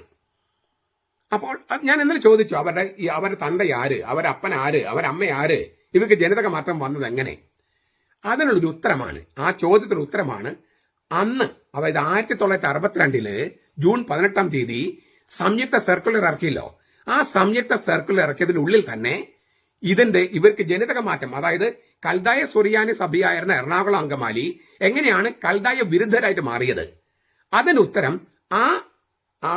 അന്നത്തെ 7 മെത്രാന്മാരും ഒപ്പിട്ട ആ സംയുക്ത ഇടയലേഖനത്തിൽ കിടപ്പുണ്ട്. ഞാനൊന്ന് വായിക്കാം. ബാക്കിയുള്ളത് ഞാൻ കഴിഞ്ഞ ദിവസം വായിച്ചത് 5ാമത്തെ പേജ് വരെയാണ്. 5 തൊട്ടുള്ള ഭാഗങ്ങൾ ഞാൻ 5 തൊട്ട് 7 വരെ പേജുകൾ വായിക്കുകയാണ്. ഞാനത് ശരിക്കും വായിച്ചു പോയിട്ട് അപൂർവം ചില സ്ഥലത്ത് മാത്രമേ നിങ്ങൾക്കൊരു വ്യാഖ്യാനം വേണ്ടൂ. അത് മാത്രം ഞാനൊന്ന് ആവർത്തിച്ച് പറയാം, അത്രയേ ഉള്ളൂ. പുനരുദ്ധരിക്കപ്പെട്ട നമ്മുടെ ആരാധനക്രമം, പ്രത്യേകിച്ച് പരിശുദ്ധ കുർബാനയുടെ ശുശ്രൂഷാക്രമം നടപ്പാകാൻ പോകുന്ന ഈ ശുഭാവസരത്തില് ഈ ആരാധനക്രമം സംബന്ധിച്ച ചില പൊതു തത്വങ്ങളും സവിശേഷതകളും എല്ലാവരും അറിഞ്ഞിരിക്കേണ്ടതാണ്. പുതിയ ക്രമം അനുസരിച്ച് നമുക്ക് 3 തരം കുർബാനകളാണുള്ളത്. അതായത് 1 സാധാരണ കുർബാന, സിമ്പിൾ ഫോം; 2 ആഘോഷമായ കുർബാന, സോളം ഫോം; 3 റാസ, മോസ്റ്റ് സോളം ഫോം. ഇവയിൽ ആദ്യത്തേത്, അതായത് സാധാരണ കുർബാന മാത്രമാണ് ഇപ്പോൾ മലയാളത്തിൽ നടപ്പാക്കുന്നത്. 1962 ജൂൺ 18, ജൂലൈ 3 മുതലാണ് നടപ്പാക്കുന്നത്. പുതിയ ആരാധനക്രമം എല്ലാവരെയും അൾത്താരിലെ ദിവ്യബലിയോട് കൂടുതൽ സാർത്ഥകമായി അടുക്കുവാൻ സഹായിക്കുമെന്നാണ് ഞങ്ങളുടെ വിശ്വാസം, മെത്രാന്മാരുടെ വിശ്വാസം. നമ്മുടെ ദിവ്യരക്ഷകൻ നമുക്ക് വേണ്ടി ഗാഗുൽത്തയിൽ അർപ്പിച്ച ആ ദിവ്യബലി തന്നെയാണല്ലോ അൾത്താരയിൽ അർപ്പിക്കപ്പെടുന്ന ഓരോ കുർബാനയും. ഇത് നമ്മുടെ മുണ്ടാട ദൈവശാസ്ത്രം പഠിപ്പിക്കുന്ന ഒരാളില്ലേ, മുണ്ടാട ദൈവശാസ്ത്രം. അതായത് നമ്മുടെ ദിവ്യരക്ഷകൻ ഇല്ലേ നമുക്ക് വേണ്ടി അർപ്പിച്ച കുർബാന എന്നാണ്. നമുക്ക് വേണ്ടി, അതിന് പകരം അങ്ങോട്ട് പഠിപ്പിക്കുന്നത്, അങ്ങോരെന്താ പഠിപ്പിക്കുന്നത്? ഈ ദിവ്യരക്ഷകൻ ആർക്ക് വേണ്ടി കുർബാന അർപ്പിച്ചെന്ന് പറയണേ? നമ്മളാണ് ദൈവം, നമ്മുടെ മുഖത്താണ് ദൈവം. അതുകൊണ്ട് നമ്മുടെ മുഖത്തുള്ള ദൈവത്തിന് നമ്മൾ കൊടുക്കുന്ന കുർബാന എന്നാണ് പറഞ്ഞ് പഠിപ്പിക്കണേ. ഇല്ലേ? നമ്മുടെ മുഖത്താണ് ദൈവം, നമ്മളാണ് ദൈവം. അതായത് നിരീശ്വര പ്രസ്ഥാനമാണ് അങ്ങനെ പറഞ്ഞ് നടക്കണേ. ഈ കമ്മ്യൂണിസ്റ്റുകാർ പറയുന്ന പോലെ നമ്മളാണ് ദൈവം, നമുക്ക് വേറെ ദൈവം വേണ്ട, നമ്മുടെ മുഖത്താണ് ദൈവം. എന്നിട്ട് ഈ കർത്താവ് ഇല്ലേ നമുക്ക് വേണ്ടി അവൻ സ്വയം ബലിയായി എന്നുള്ളതാണ്. ഗാഗുൽത്തായിൽ അവൻ അർപ്പിച്ച ബലി എന്നത് അവൻ സ്വയം ബലിയായതാണ്. ആ ദിവ്യബലി തന്നെയാണ് ആൾക്കാരിൽ നടക്കുന്നത് പറയാൻ കാരണം ക്രിസ്തു തന്നെയാണ് ബലി അർപ്പിക്കുന്നത്, ക്രിസ്തു തന്നെയാണ്. അത് ആവർത്തിക്കുകയല്ല, ആഘോഷിക്കുകയാണ്. അത് ആവർത്തിക്കേണ്ട കാര്യമില്ല, ഞാൻ പല പ്രാവശ്യം പറഞ്ഞിട്ടുണ്ട്. അപ്പോൾ ഗാഗുൽത്തായിലെ ദിവ്യരക്ഷകൻ സ്വയം അർപ്പിച്ച ബലി നമുക്ക് വേണ്ടിയാണ് അവൻ ചെയ്തത്. സ്വയം അർപ്പിച്ച, പിതാവിന് അർപ്പിച്ച ബലി, അത് ആ ക്രിസ്തു തന്നെയാണ് ആൾക്കാരിലും നിൽക്കുന്നതും അർപ്പിക്കുന്നതും എന്നതിനാൽ ഗാഗുൽത്താലെ ബലി തന്നെയാണ്. അത് ആവർത്തിക്കുകയല്ല, അതിൽ ആ ആഘോഷം നമ്മെ പങ്കെടുപ്പിക്കുകയാണ് കർത്താവ്. അന്ന് ചരിത്രത്തിൽ തന്ന സംഗതിയിൽ ഇപ്പോൾ കൗതാശികമായിട്ട് നമ്മെ പങ്കുചേർക്കുകയാണ് കർത്താവ് ചെയ്യണേ. അപ്പോൾ ഈ മുണ്ടാട ദൈവശാസ്ത്രത്തിന് വിരുദ്ധമായിട്ടാണ് ഈ അന്നത്തെ സംയുക്ത സർക്കിളിൽ എഴുതിയിരിക്കുന്നത്. നമ്മുടെ ദിവ്യരക്ഷകൻ ദൈവപിതാവിന് സ്വയം ബലിയർപ്പിച്ചു, അത് നമുക്ക് വേണ്ടിയുള്ള ബലിയാണ്. അതാണ് അവർ എഴുതിയിരിക്കുന്നത്. അത് പരമമായ ദൈവാരാധനയുടെയും ഉപകാരസ്മരണയുടെയും പാവപരിഹാരത്തിന്റെയും പ്രാർത്ഥനയുടെയും സംയുക്തായ സമർപ്പണ കർമ്മമാണ്. അതിൽ സംബന്ധിക്കുന്ന ഓരോ വിശ്വാസിയും ഈ യാഥാർത്ഥ്യത്തെ വ്യക്തമായി മനസ്സിലാക്കി സജീവമായും ഭക്തിയോടുകൂടിയും അതിൽ പങ്കുകൊള്ളണം. നിത്യപുരോഹിതനായ മിശിഹായോടും അവിടുത്തെ പ്രതിപുരുഷനായ വൈദികനോടും ഒന്ന് ചേർന്നുകൊണ്ട് നിത്യപുരോഹിതനായ മിശിഹ പിതാവിനോട് പറയാണ്, പിതാവേ, അങ്ങയുടെ കരങ്ങളിൽ എന്റെ ആത്മാവിനെ സമർപ്പിക്കുന്നു. പിതാവേ, ഇവരോട് ക്ഷമിക്കണമേ. ഇതാണ് ഗാഗുൽത്താലെ ബലി എന്ന് പറയുന്നത്. ആ ബലിയാണ് പിതാവിനെ അഭിസംബോധന ചെയ്തുകൊണ്ട് കർത്താവ് കിടക്കുന്നത്. പിതാവേ, ഇവരോട് ക്ഷമിക്കണമേ. പിതാവേ, അങ്ങയുടെ കാര്യങ്ങളുടെ ആത്മാവിനെ സമർപ്പിക്കുന്നു. അപ്പൊ ഇങ്ങനെ പിതാവിനെ അഭിസംബോധന ചെയ്ത് നിത്യപുരോഹിതനായ മിശിഹ ബലി അർപ്പിച്ചു. ആ ബലി ഇല്ലേ അവനോട് ചേർന്ന് അവിടുത്തെ പ്രതിപുരുഷനായ വൈദികനോട് ഒന്ന് ചേർന്ന് സംബന്ധിക്കുകയാണ് നമ്മൾ. അതിൽ സംബന്ധിക്കുന്ന ഓരോ വിശ്വാസിയും സ്വയം ബലിയർപ്പിക്കുക കൂടിയാണ്. നമ്മുടെ ബലി കൂടി കൊടുക്കുകയാണ് അവന്റെ ബലിയോടൊപ്പം. നമ്മുടെ അനുസരണം അവന്റെ അലംഘനീയമായ അനുസരണത്തോടെ എല്ലാം തികഞ്ഞ അനുസരണത്തോടെ ചേർത്ത് വെക്കുമ്പോൾ അപ്പോൾ അവന്റെ ബലിയുടെ ഗുണം നമുക്ക് കിട്ടുകയാണ്. ഇതാണ് എഴുതി വെച്ചിരിക്കുന്നത്. ഈ അവബോധം ഓരോരുത്തരിലും എത്ര കൂടുതൽ സജീവമായി തീരുന്നുവോ അത്രയ്ക്ക് ദിവ്യബലിയിൽ ഉപരി ഫലപ്രദമായി പങ്കെടുക്കാൻ സാധിക്കും. അതുകൊണ്ട് നമ്മുടെ കുർബാനക്രമം മലയാള ഭാഷയിൽ നടത്തുന്നതിന് പരിചിത സിംഹാസനം നമുക്ക് കൽപ്പിച്ച് അനുവദിച്ചിട്ടുള്ള ഈ അവസരം അങ്ങേയറ്റം ഉപയോഗപ്പെടുത്തി ഈ ഒരു ദിവ്യ കൂദാശ ജീവിതം നമ്മിൽ ഫലപ്രദമാകുന്നതിന് ശുഷ്കാന്തിയായി പരിശ്രമിക്കാം. ഈ ക്രമം നടപ്പിലാക്കുന്നതോടൊപ്പം ബഹുമാനപ്പെട്ട വികാരിമാർ ദിവ്യബലിയെപ്പറ്റിയും ദിവ്യ കൂദാശ ജീവിതത്തെപ്പറ്റിയും നമ്മുടെ ജനങ്ങൾക്ക് വിശദമായ അറിവ് നൽകുന്നതിനും അതിൽ ഫലവത്തായി സഹകരിക്കാൻ സൗകര്യങ്ങൾ ചെയ്തു കൊടുക്കുന്നതിനും ശ്രദ്ധിക്കണമെന്ന് അവർ പ്രത്യേകം ഉത്ബോധിപ്പിക്കുന്നു. ഇവിടെയാണ് ഞാൻ നേരത്തെ ചോദ്യത്തിന് ഉത്തരം കിടക്കുന്നത്. ഈ സംയുക്ത ഇടയ ലേഖനത്തിൽ പറഞ്ഞിരിക്കുകയാണ്, ബഹുമാനപ്പെട്ട വികാരിമാര് എന്താണ് വിശുദ്ധ കുർബാന, എന്താണ് ദിവ്യബലി, എന്താണ് ദിവ്യ കൂദാശ ജീവിതം, ഇതേക്കുറിച്ച് ജനങ്ങൾക്ക് കൃത്യമായ അറിവ് നൽകണം. അതിൽ ഫലവത്തായി സഹകരിക്കാൻ സൗകര്യങ്ങൾ ചെയ്തു കൊടുക്കണം. മനസ്സിലായോ? ഈ കാര്യമാണ് ചെയ്തു കൊടുക്കാതിരുന്നത്.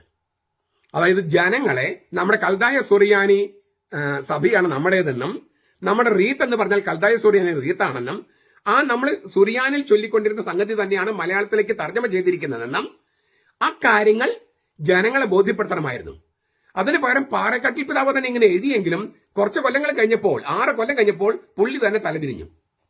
പാറക്കാട്ടിൽ പിതാവ് തന്നെ തലതിരിഞ്ഞു. അപ്പൊ കൂടെ തന്നെ വൈദികരും കൂടെയുള്ള മക്കളും തലതിരിഞ്ഞു. ഇപ്പൊ കുറെ പേര് എറണാകുളത്ത് സത്യവിശ്വാസികൾ ഇല്ലേ തിരിച്ചറിവ് വന്ന് അവരിൽ നിന്ന് പുറത്തു വന്നിട്ടുണ്ട്. കാര്യം മനസ്സിലായോ? അപ്പൊ ഈ പാറേക്കട്ടിൽ പിതാവും കൂടെയുള്ള കുറെ വൈദികരും ഈ കൽദായ സുറിയാനി സഭയാണ് സീറോ മലബാർ സഭ എന്ന് പറയുകയും നമ്മുടേത് കൽദായ സുറിയാനി റീത്താണെന്ന് എഴുതി അറിയിക്കുകയും ചെയ്തിട്ട് അത് ജനങ്ങളെ അറിയിച്ചില്ല, വൈദികരെ തന്നെ വഴിതെറ്റിച്ചു. വൈദികരെ വഴിതെറ്റിപ്പോയപ്പോൾ ജനങ്ങളും വഴിതെറ്റിപ്പോകാൻ ഇടയായി. അത് ആ തിരിച്ചു നടക്കൽ സംഭവിച്ചത് ഇപ്പൊ അടുത്ത കാലത്താണ്. വാസ്തവം പറഞ്ഞാൽ, സത്യം പറഞ്ഞാൽ ഈ 2021 ഈ പുതിയ കുർബാനക്രമം വന്നതിന് ശേഷമാണ് വലിയൊരു ശതമാനം അൽമായര് ഇതിന് ചരിത്രമെല്ലാം മറിഞ്ഞ് സത്യവിശ്വാസത്തിലേക്ക് തിരിച്ചു വന്നത്. അവരുടെ കുറ്റം കൊണ്ടല്ല, അവരെ തെറ്റിദ്ധരിപ്പിക്കുകയായിരുന്നു മുഴുവൻ. അതിന് കാരണം ജനങ്ങൾക്ക് വികാരിയമാര് ഈ കുർബാനയെക്കുറിച്ച് അറിവ് കൊടുക്കണമെന്ന് എഴുതി വെച്ചിട്ട് അതിന് കടകവിരുദ്ധമായി പാറേക്കട്ടിൽ പിതാവും പിന്നെ കൂട്ടത്തില് മറ്റു വൈദികരും അങ്ങനെ പോയി. അത് അന്നത്തെ വൈദികർക്ക് ഇതൊന്നും അന്ന് അദ്ദേഹം ഈ സീറോ മലബാർ സഭയുടെ തലവനെ പോലെ അഭിനയിച്ചിരുന്നത് കൊണ്ട് അതാണ് ശരിയെന്നൊക്കെ നമ്മൾക്ക് തെറ്റിദ്ധരിച്ചു പോയി. ഇത് ഞാൻ വളരെ വിശദമായിട്ട് 2 വീഡിയോസിൽ പറഞ്ഞിട്ടുണ്ട്. അതായത് വത്തിക്കാനെ കബളിപ്പിച്ചാണ് പാറേക്കട്ടിൽ പിതാവ് ഈ ജനാഭിമുഖ കുർബാന സീറോ മലബാർ സഭയിൽ നടപ്പാക്കിയത് എന്ന കാര്യം. അത് തിരിച്ചറിഞ്ഞ തലശ്ശേരി പിതാവ് തിരുത്തിയത് 1965 തിരുത്തിയത്, തൃശൂർ ജോർജ് ആലപ്പാട്ട് പിതാവ് 1967 തിരുത്തിയതൊക്കെ ഞാൻ വളരെ വ്യക്തമായിട്ട് തെളിവുകൾ സഹിതം പറഞ്ഞിട്ടുണ്ട്. ലിറ്റർജി പ്രതിസന്ധി എന്ന പുസ്തകത്തിനകത്ത് ഇതിന്റെ രേഖകളെല്ലാം ഞാൻ കൊടുത്തിട്ടുണ്ട്. താല്പര്യമുള്ളവർക്ക് അത് വായിച്ചു നോക്കാം. ഇതിന്റെ കൂട്ടത്തിൽ പറയാണ്, മെത്രമാര് പറയാണ്, ഈ ജനങ്ങൾക്ക് ഉപയോഗിക്കുന്ന കുർബാന പുസ്തകവും തയ്യാറാക്കിയിട്ടുണ്ട്. അവയിലെ പ്രാർത്ഥനകളും ഗാനങ്ങളും പഠിച്ച് വിശ്വാസികൾ കൂട്ടമായി വൈദികരോടും ശുശ്രൂഷകളും ഒന്നിച്ച് കുർബാനയിൽ ഉറക്കെ ചൊല്ലുകയും പാടുകയും വേണം. അതിനുവേണ്ട പരിശീലനം ഓരോ ഇടവകയിൽ നൽകപ്പെടുന്നതിന് ബഹുമാനപ്പെട്ട വികാരിമാർ ഏർപ്പാട് ചെയ്യേണ്ടതാണ്. ഈ ഏർപ്പാട് ചെയ്തില്ല. അതുകൊണ്ടാണ് കൽദായ സുറിയാനിക്കാരായ എറണാകുളംകാര് ഇപ്പൊ കൽദായ വിരുദ്ധരൊക്കെ മാറിയത്. ഇനി വീണ്ടും സംയുക്ത ഇടയലേഖനത്തിലെ വാക്കുകൾ. കൽദായ സുറിയാനി റീത്ത് അനുസരിച്ചുള്ള, നോക്കുക, ശൈശു, മുന്നേറ്റക്കാരെ, വിമത വൈദികരെ കേൾക്കൂ, നിങ്ങളുടെ പാറക്കട്ടിൽ പിതാവ് എഴുതിയതാണ്. കൽദായ സുറിയാനി റീത്ത് അനുസരിച്ചുള്ള ദിവ്യബലിയിൽ, അതായത് സീറോ മലബാർ സഭയുടെ കൽദായ സുറിയാനി റീത്ത് അനുസരിച്ചുള്ള ദിവ്യബലിയിൽ പ്രധാനമായി 3 ഭാഗങ്ങളാണുള്ളത്. പ്രാരംഭ ഭാഗം പ്രീ അനാഫറൽ, കൂദാശ ഭാഗം അനാഫറൽ, സമാപന ഭാഗം പോസ്റ്റ് അനാഫറൽ. പ്രാരംഭ ഭാഗത്തെ വേദാർത്ഥികളുടെ കാറ്റക്യുമെൻസ് കുർബാന എന്നും പറയാറുണ്ട്. ഇപ്പൊ നമ്മള് വചന ശുശ്രൂഷ, അനാഫറ, പിന്നെ സമാപന ഭാഗം, അങ്ങനെയാണ് പറയണേ. അന്ന് പറഞ്ഞിരുന്നത് പ്രാരംഭ ഭാഗം പ്രീ അനാഫറൽ, കൂദാശ ഭാഗം അനാഫറൽ, സമാപന ഭാഗം പോസ്റ്റ് അനാഫറൽ എന്നാണ്. ആദ്യത്തെ ഭാഗത്തെ വേദാർത്ഥികളുടെ കാറ്റക്യുമെൻസിന്റെ കുർബാന എന്ന് പറയും. വചന ശുശ്രൂഷ, അത് മറ്റ് മതസ്ഥർക്കൊക്കെ പങ്കെടുക്കാൻ, ക്രിസ്ത്യാനികൾ ആകാൻ ആഗ്രഹിച്ചിട്ട് വരുന്നവർക്കും പങ്കെടുക്കാൻ പാകത്തിലായിരുന്നു പണ്ടൊക്കെ തയ്യാറാക്കിയിരുന്നത്. ഇനി പുനരുദ്ധരിക്കപ്പെട്ട കുർബാനയ്ക്ക് നാം ഉപയോഗിച്ചു പോരുന്ന കുർബാന ക്രമത്തിൽ നിന്ന് വലിയ വ്യത്യാസം കാണാനുണ്ടാവുകയില്ല. ഇത് 10 പ്രാവശ്യം കേൾക്കണം കേട്ടോ. പുനരുദ്ധരിക്കപ്പെട്ട കുർബാനയ്ക്ക് നാം ഉപയോഗിച്ചു പോരുന്ന കുർബാന ക്രമത്തിൽ നിന്ന് വലിയ വ്യത്യാസം കാണാനുണ്ടാവുകയില്ല. കാരണം എന്താ? മുഴുവൻ ദൈവോന്മുഖമായിരുന്നു സുറിയാനി കുർബാന. 1962 ഇത് പുനരുദ്ധരിക്കപ്പെട്ടപ്പോഴും മലയാളത്തിലാക്കിയപ്പോഴും പൂർണ്ണ ദൈവോന്മുഖമായിരുന്നു. അതുകൊണ്ട് സുറിയാനി അറിയുന്നവർക്കും മലയാളം അറിയുന്നവർക്കും ഇതിനകത്ത് വലിയ വ്യത്യാസമൊന്നും തോന്നില്ല. കാരണം സുറിയാനിലായിരുന്നു മലയാളത്തിലാക്കിയതേ ഉള്ളൂ. കാര്യമായിട്ട് വലിയ വ്യത്യാസങ്ങളില്ല, കുറച്ച് മാറ്റങ്ങളുണ്ട്.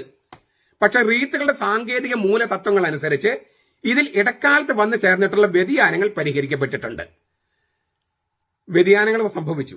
അത് ലത്തീനീകരണം, അങ്ങനെ പല കാരണങ്ങൾ കൊണ്ടാണ്. ഏതാനും പ്രാർത്ഥനകളുടെയും കർമ്മങ്ങളെയും സ്ഥാനങ്ങൾ മാറ്റിയിട്ടുണ്ട്.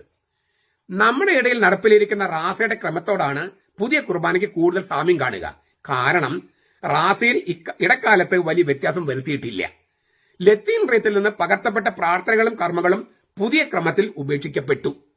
ലത്തീൻ റീത്തിൽ നിന്ന് പകർത്തപ്പെട്ട പ്രാർത്ഥനകളും കർമ്മങ്ങളും പുതിയ ക്രമത്തിൽ ഉപേക്ഷിക്കപ്പെട്ടു. കാരണം എന്താ? അത് നമ്മുടെ കൽദായ സുറിയാനി റീത്തിന്റെ ഭാഗമല്ല. ഈ റീത്തുകളുടെ സാങ്കേതിക മൂലതത്വം അനുസരിച്ച് അത് ചേർക്കാനും പറ്റില്ല. അതുകൊണ്ട് അതെല്ലാം ഉപേക്ഷിച്ചു. ആ ഉപേക്ഷിച്ചതൊക്കെയാണ് ഇപ്പൊ കൊണ്ടുവരണമെന്ന് പറഞ്ഞിട്ട് ഈ കൽദായ വിരുദ്ധരെന്നും പറഞ്ഞിട്ട് ഈ എറണാകുളത്ത് നടക്കുന്നത്. മനസ്സിലായ? ഒറ്റ മുട്ടുകുത്തികൾ ആചാരങ്ങളും മറ്റും പുതിയ കുർബാനയിൽ കാണുകയില്ല. തിരുവസ്ത്രങ്ങൾക്കും വ്യത്യാസമുണ്ട്. പക്ഷേ സൗകര്യത്തെ ഉദ്ദേശിച്ച് ഇപ്പോൾ ഉപയോഗിച്ചു വരുന്ന തിരുവസ്ത്രങ്ങൾ തുടർന്ന് ഉപയോഗിക്കാൻ അനുവദിച്ചിട്ടുണ്ട്. 62 കാര്യം പറയണ കേട്ടോ. പുതിയവ ഉണ്ടാക്കുമ്പോൾ പുതിയ ക്രമമനുസരിച്ച് ഉണ്ടാക്കണം. ഇപ്പോഴും ഉണ്ടാക്കിയിട്ടില്ലല്ലോ. ഇപ്പോഴും ഈ 1959 മാർ തോമസ് ലീവയുള്ള കാപ്പിയാണ് ഉപയോഗിക്കേണ്ടതെന്ന് എഴുതി തന്നിട്ടുണ്ട്. അതാണ് ഇവിടെ എഴുതി വെച്ചിരിക്കുന്നത് 1962. എന്നിട്ട് ഇപ്പോഴും മാറ്റിയിട്ടുണ്ടോ? ഇരിങ്ങാലക്കുടയും തൃശ്ശൂരും എറണാകുളവും ഒക്കെ ഒന്ന് ആലോചിച്ച് നോക്കുക. 59 നൽകി, 62 നൽകി, എന്നിട്ട് പുതിയ കാപ്പിയൊന്നും ഇതുവരെ വാങ്ങിച്ചിട്ടില്ല. എന്നിട്ടും പഴയത് തന്നെ കൊണ്ടു നടക്കുന്നതിന്റെ കാരണം എന്താണ്? ഈ കാര്യങ്ങളെക്കുറിച്ച്, ഇതൊക്കെ ചരിത്രം ഇതൊക്കെയാണെങ്കിലും ഇതൊന്നും അറിയാൻ താല്പര്യമില്ല. മെത്രാന്മാർക്കും താല്പര്യമില്ല, മിക്ക വൈദികർക്കും താല്പര്യമില്ല. ഇങ്ങനെയുണ്ട് പോകട്ടെ എന്നുള്ള മട്ടിലാണ്. അപ്പോൾ ദൈവശാസ്ത്രത്തോടോ നമ്മുടെ സഭയോടോ നമ്മുടെ സഭയുടെ ചരിത്രത്തോടോ വിചിത്ര പാരമ്പര്യങ്ങളോടോ കൂറില്ലാത്ത ഒരു തലമുറയാണ് നമുക്ക് മെത്രാന്മാരായിട്ടും വൈദികരായിട്ടും വന്നത്. അതുകൊണ്ട് തന്നെ ദൈവജനവും അറിവില്ലാതെ കിടന്നുപോയി. ഞാൻ ആരും കുറ്റപ്പെടുത്താൻ വേണ്ടി പറയല്ല. ഇപ്പം നമുക്ക് തിരിച്ചറിവ് വരുന്ന സമയമാണ്. അതുകൊണ്ട് നമ്മൾ തിരിച്ച് നടന്നേ പറ്റൂ. ഇങ്ങനെയുള്ള മാറ്റങ്ങൾ സാവധാനത്തിൽ എല്ലാവർക്കും പരിചയമായി തീരുന്നതാണ്. ഏത് മാറ്റങ്ങൾ വരുമ്പോൾ അങ്ങനെയാണ്. സാവധാനത്തിൽ എല്ലാവർക്കും പരിചയമായി തീരുന്നതാണ്. പുതിയ ക്രമത്തിൽ പ്രാർത്ഥനകളും വായനകളും മുഖ്യമായും മലയാളത്തിലായതുകൊണ്ട് ജനങ്ങൾക്ക് അവിടെ അർത്ഥം മനസ്സിലാക്കി ദിവ്യബലിയിൽ സംബന്ധിക്കാൻ സാധിക്കുന്നു എന്നുള്ളതാണ് ഏറ്റവും പ്രയോജനകരമായിരിക്കുന്നത്. നമ്മുടെ ആരാധനക്രമങ്ങളെ സംബന്ധിച്ചിടത്തോളം വലിയൊരു പരിവർത്തന ഘട്ടമാണ് നാം തരണം ചെയ്യുന്നത്. നമ്മുടെ റീത്തിന്റെ പഴയ ക്രമങ്ങൾ പുനരുദ്ധരിക്കുന്നതിനും കാലോചിതമായ പരിഷ്കാരങ്ങൾ അവയിൽ ഏർപ്പെടുത്തി നമ്മുടെ ക്രിസ്തീയ ജീവിതം ചൈതന്യപൂർണ്ണമാക്കുന്നതിനും വേണ്ട എല്ലാ ആനുകൂല്യങ്ങളും ഒത്താശകളും പരിശുദ്ധ സിംഹാസനം കരുണാപൂർവ്വം അനുവദിച്ച് നൽകിയിരിക്കുന്നു.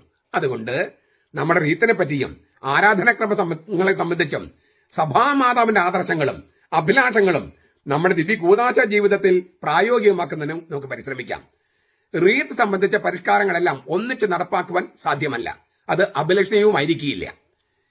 ശിശു സഹജമായ സ്നേഹത്തോടും നിഷ്കൃഷ്ടമായ അനുസരണത്തോടും കൂടി അവയിൽ നമുക്ക് പുരോഗമിക്കാം. അതൊന്നുകൂടി കേട്ടോളൂ. ശിശു സഹജമായ സ്നേഹത്തോടും നിഷ്കൃഷ്ടമായ അനുസരണത്തോടും കൂടി അവയിൽ നമുക്ക് പുരോഗമിക്കാം. ഇങ്ങനെ പാറക്കാട്ടി പിതാവ് എഴുതിയെങ്കിലും അദ്ദേഹം തന്നെ അനുസരണക്കേട് കാണിച്ചു. ഇപ്പോ അനുസരണക്കേട് തന്നെ മൂർധന്യത്തിലെത്തി. നിഷ്കൃഷ്ടമായ അനുസരണത്തോടു കൂടി സഭയെ അനുസരിച്ച് പോകണമെന്ന് പാറക്കാട്ടി പിതാവും മറ്റു മെത്രാന്മാരും സംയുക്ത ഇടയലേഖനത്തിൽ എഴുതിയിട്ടും കുറച്ചു നാൾ കഴിഞ്ഞപ്പോൾ പാറക്കാട്ടി പിതാവ് തന്നെ അനുസരണക്കേട് കാണിച്ചു. പിന്നാലെ അദ്ദേഹത്തിന് കൂടെയുള്ള വൈദികരും ജനങ്ങളും. ഇതുകൊണ്ടാണ് ഇപ്പൊ ഈ അന്ന് തൊട്ട് തുടങ്ങിയ അനുസരണക്കേടിന്റെ ജൂബിലിയാണ് ഇപ്പൊ അവർ ആഘോഷിച്ചുകൊണ്ടിരിക്കുന്നത്. ധിക്കാരത്തിന്റെ ജൂബിലി. ഇതുകൊണ്ടാണ് അവരുടെ ഹൃദയം കഠിനമായി പോയി. അവർക്ക് തിരിയാൻ പറ്റാത്തതിന് കാരണം, ദൈവത്തിലേക്ക് തിരിയാൻ പറ്റാത്തതിന് കാരണം ഈ ശിശുസഹജമായ സ്നേഹമോ നിഷ്കൃഷ്ടമായ അനുസരണമോ അവർക്കില്ലാത്തത് കൊണ്ടാണ്. ഇങ്ങനെയൊക്കെ വേണമെന്ന് സംയുക്ത ഇടയലേഖനത്തിൽ പാറക്കാട്ടി പിതാവ് എഴുതിയെങ്കിലും അദ്ദേഹം തന്നെ ധിക്കാരം കാണിച്ചു. വത്തിക്കാനെ ധിക്കരിച്ചു. അതിന് അദ്ദേഹത്തെ ശിക്ഷിച്ചു, പുറത്താക്കി, രാജിവെപ്പിച്ചു. പക്ഷെ അതുകൊണ്ട് കാര്യമുണ്ടായില്ല. കാരണം ജനങ്ങൾ മുഴുവൻ, അതായത് പ്രത്യേകിച്ച് വൈദികർ മുഴുവൻ ഈ ധിക്കാരമാണ് ശരിയെന്ന് വിചാരിച്ച് നടന്നു. ഇപ്പോഴും അങ്ങനെ വിചാരിക്കുന്നു. അത് തിരുത്താനായുള്ള ചങ്കുറപ്പുള്ള ഒരു നേതൃത്വം നമ്മുടെ സഭയ്ക്ക് ഇല്ലാതെ പോയി.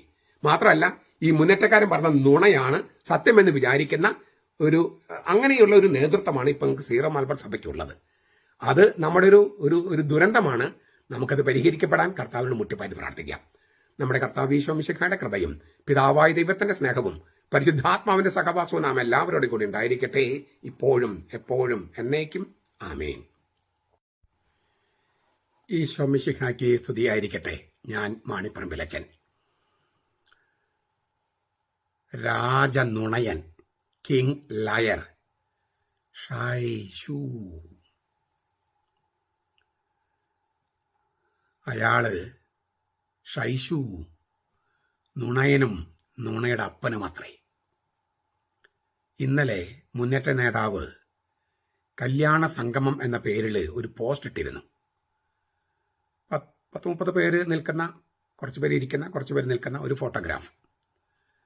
ആ ഫേസ്ബുക്ക് പോസ്റ്റിൽ എഴുതിയിരിക്കുന്നത് ഇങ്ങനെയാണ്. കല്യാണ സംഗമം എന്ന തലക്കെട്ടിൽ ഉദയംപേരൂർ പള്ളിയിൽ ഒരു കല്യാണത്തിന് പോയതാണ്.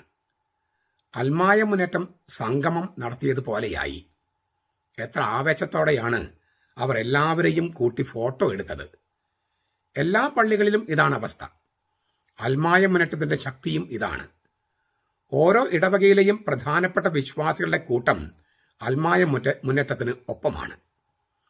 ഉദയംപേരൂർ സൂനോദസ് പള്ളിയിലെ വിശ്വാസികൾക്ക് പള്ളി അടപ്പിച്ചവരോടുള്ള അമർഷവും പ്രതിഷേധവും അത്രമേൽ ശക്തമാണ്. ഊരക്കടൻ എന്ന വൈദികനെ ഇനി ദൈവജനം അംഗീകരിക്കില്ല. ഈ അതിരൂപതയിലെ കൽദായ പള്ളികളിൽ മാത്രമാകും അദ്ദേഹത്തിന് ഇരിക്കാനാകുക. ഈ മുന്നേറ്റ നേതാവ് ഷൈഷുവിന്റെ ഈ പ്രസ്താവത്തിലെ ഓരോ വാചകവും നുണയാണ്. ഓരോ വാചകവും, എല്ലാ വാക്യങ്ങളും നുണയാണ്. അതിൽ അതിശയം പറയാൻ പറ്റില്ല.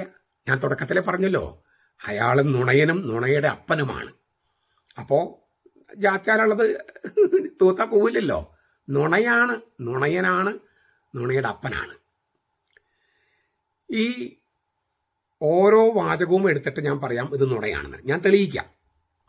1, കല്യാണ സംഗമം എന്നാണ് തലക്കെട്ട് കൊടുത്തിരിക്കുന്നത്. അത് പക്ഷെ മനസമ്മതമായിരുന്നു, കല്യാണമല്ല, മനസമ്മതം. ഏതാണ് കല്യാണം, ഏതാണ് മനസമ്മതം എന്ന് പോലും തിരിച്ചറിയാത്ത ഒരു കോന്തനാണ് ഈ മുന്നേറ്റ നേതാവ്. അപ്പോൾ അയാൾ അനുഗമിക്കുന്നവരുടെ വിവരം നിങ്ങളൊന്ന് ആലോചിച്ച് നോക്കിയാൽ മതി. ഈ മുന്നേറ്റ നേതാവ് പറയുന്നത് വിശ്വസിക്കുന്ന ഒരേ ഒരു ഗണം ഒരുപക്ഷെ നമ്മുടെ മെത്രാന്മാരായിരിക്കും. മറ്റാരും അയാളെ പറഞ്ഞ് വിശ്വസിക്കില്ല. കാരണം അയാൾക്ക് അതൊന്നും തിരിച്ചറിയാനുള്ള ബുദ്ധിയും ബോധമൊന്നും ഇല്ല. കല്യാണം ഏതാണ്, മനസ്സം ഏതാണെന്ന് തിരിച്ചറിയാത്ത ഒരാളോട് നമ്മൾ എന്തോന്നാ പറയണേ? ക്രിസ്ത്യാനിയാണോ അയാള്? ഈ കൽദായ വൽക്കരണം എന്നുള്ളൊരു വാക്ക് കേട്ടിട്ട് അതിനോടുള്ള എതിർപ്പ് കാരണം മനസ്സ് അന്ധത ബാധിച്ച ഒരു മനുഷ്യൻ. ഇനി ആരുടെയായിരുന്നു ഈ മനസ്സമ്മതം എന്നറിയോ? വളരെ കുപ്രസിദ്ധനായ ഒരാളുടെ മകളുടെയാണ്. നമ്മൾ ഉദയംപേരൂർ പള്ളിയിൽ കുറച്ച് മുന്നേറ്റക്കാർ പെണ്ണുങ്ങളെയും കൊണ്ടുവന്ന് മധുബഹയിൽ കസേരട്ട് ഇരുത്തി കാപ്പി കുടിച്ചതൊക്കെ ഓർക്കുന്നില്ലേ? അങ്ങനെ മധുബഹയിൽ കസേരട്ട് കാപ്പി കുടിക്കുന്ന പെണ്ണുങ്ങൾക്ക് താളം പിടിച്ചുകൊണ്ട് പോലീസുകാരുടെ ഇപ്പുറത്ത് ഒരാളിങ്ങനെ തുള്ളി ഇല്ലേ, എടുക്കട ഫോട്ടോ എന്ന് പറഞ്ഞ് തുള്ളി നിൽക്കുന്നില്ലേ? പള്ളിയിൽ കുർബാന നടക്കുന്ന മുഴുവൻ നേരത്തും, പള്ളിയിൽ കുർബാന നടക്കുന്ന ഇല്ലേ ആ നേരത്ത് മുഴുവൻ ഇവൻ തുള്ളുകയാണ്. തുള്ളുകയാണ്, ഫുൾ ടൈം തുള്ളുകയാണ്, കഞ്ചാവ് അടിച്ചത് പോലെ തുള്ളുകയാണ്. അപ്പുറത്ത് പോലീസുകാരൻ നിരന്ന് നിൽക്കുന്നു ഇവനങ്ങനെ കടക്കാതിരിക്കാൻ. പള്ളി നിറയെ ആളുണ്ട്. ഇവൻ കഞ്ചാവ് അടിച്ചു തുള്ളി സൂംബ ഡാൻസ് കളിക്കുന്നു. അയാളുടെ മകളുടെ മനസ്സമ്മതമായിരുന്നു ഈ ഇവിടെ നടന്നത്. അയാളുടെ ഈ സൂംബ ഡാൻസ് പോലത്തെ ഡാൻസ് പള്ളിയകത്ത് നടക്കുന്നത് വീഡിയോസ് മൊത്തം നമ്മൾ കണ്ടിട്ടുള്ള പൊതുമണ്ഡലത്തിൽ കിടപ്പുണ്ട്. അത് കാണാത്ത ഏക വിഭാഗം നമ്മുടെ മെത്രാന്മാരായിരിക്കും. അല്ലെങ്കിൽ അവർ നടപടി എടുക്കുമായിരുന്നല്ലോ. കുർബാനയെ അവഹേളിച്ചവർക്കെതിരെ നടപടി എടുക്കുമായിരുന്നല്ലോ. അപ്പൊ ഇത് കാണാത്ത ഏക വ്യക്തികള് പണ്ട് TV വന്ന കാലത്ത് അച്ഛന്മാര് TV കാണരുത്, ക്രിസ്ത്യാനികൾ TV കാണരുതെന്നൊക്കെ ചില വൈദികർ പറഞ്ഞു പഠിപ്പിച്ചിരുന്നു. ഇതുപോലെ സോഷ്യൽ മീഡിയയിൽ നോക്കാൻ പാടില്ലെന്ന് ചിലപ്പോൾ മെത്രാന്മാർക്ക് വിലക്കുണ്ടാവും. അവർ വലിയ ആധ്യാത്മികത ഉള്ളവരാണല്ലോ. അപ്പൊ അതുകൊണ്ട് ഈ ഫേസ്ബുക്ക് പോലെയുള്ള അങ്ങനെയുള്ള സോഷ്യൽ മീഡിയയിലൊന്നും നോക്കാൻ പാടില്ലെന്ന് ചിലപ്പോൾ അവർക്ക് വിലക്കുണ്ടാവുമായിരിക്കാം. ഏതായാലും ഇങ്ങനെ പരസ്യമായിട്ട് കുർബാന അവഗണിച്ചിട്ടും ഒരു നടപടി നമ്മുടെ മെത്രാന്മാർ എടുത്തിട്ടില്ല. അതുകൊണ്ട് ഞാൻ പറഞ്ഞു പോയതാണ്. ഏതായാലും ഇങ്ങനെ കുർബാനയ്ക്കിടയിൽ സൂംബ ഡാൻസ് കളിച്ച് പള്ളി പൂട്ടിച്ചവന്റെ മകളുടെ മനസ്സമ്മതാണ് ഈ നടന്നത്. 2, ഈ രാജനുണയൻ പറയുന്ന കാര്യം. ഉദയംപേരൂർ സൂനദോസ് പള്ളിയിലല്ല ഈ മനസ്സമ്മതായിരുന്നേ. ഉദയംപേരൂർ സൂനദോസ് പള്ളിയിലല്ല. അയാൾ അങ്ങനെ എഴുതിയിരിക്കുന്നത്, ഈ രാജനുണയൻ ഷൈഷു എഴുതിയിരിക്കുന്നത് അങ്ങനെയാണ്. പള്ളിയുടെ തൊട്ടടുത്തുള്ള കണ്ടനാട് ഉണ്ണിമിശിക്ക പള്ളിയിൽ വെച്ചാണ് ഈ മനസ്സമ്മതം നടന്നത്. ഉദയംപേർ സൂനദോസ് പള്ളിയിൽ വെച്ചിട്ടല്ല, അതിനടുത്തുള്ള കണ്ടനാട് ഉണ്ണിമിശിക്ക പള്ളിയിൽ വെച്ചിട്ടാണ്. അതിന് ഈ സൂംബ ഡാൻസുകാരൻ ഊരക്കണ്ണച്ചന്റെ ഈ ഉദയംപേർ സൂനദോസ് പള്ളിയിൽ വികാരിച്ചിന് ഊരക്കണ്ണച്ചന്റെ കത്തൊക്കെ വാങ്ങിച്ചിട്ടുണ്ട്.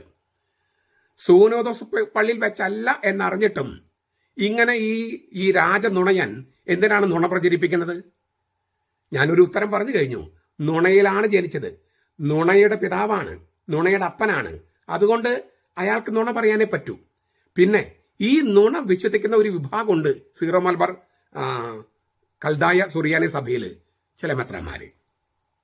അവരാണ് ഇയാളെ വിളിച്ചിട്ട് ഹോട്ടലിൽ കൊണ്ടുപോയി രഹസ്യ ചർച്ചയൊക്കെ നടത്തി സമവായ മാർഗരാക്കി കൊണ്ടാക്കിയ ആളുകളുണ്ടല്ലോ.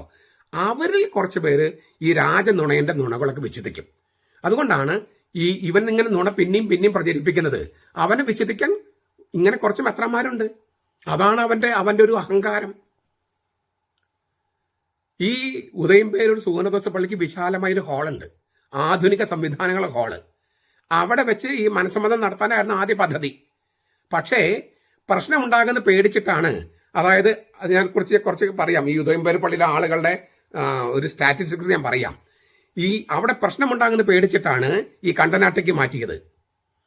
തങ്ങളുടെ കർത്താവിനെ അവഹേളിച്ചവനെ സത്യവിശ്വാസികൾ കൈവെപ്പ് ശുശ്രൂഷ നടത്തി പരുവമാക്കിയേനെ എന്ന പേടി ഈ സൂംബ ഡാൻസുകാരനുണ്ടായിരുന്നു.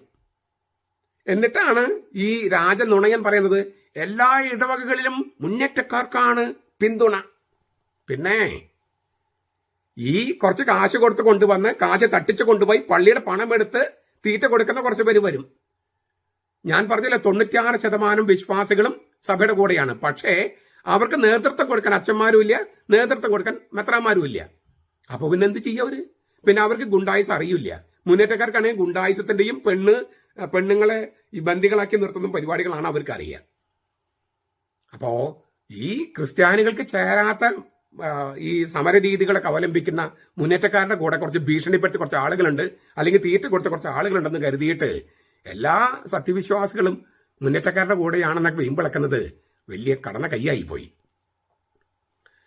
ഈ ഉദയംപേരൂർ പള്ളിയിൽ വെച്ച് വിവാഹമോ മനസ്സമ്മതം നടത്താമെന്ന് കൂരി അറിയിച്ചിട്ടുണ്ട് ഇല്ലേ?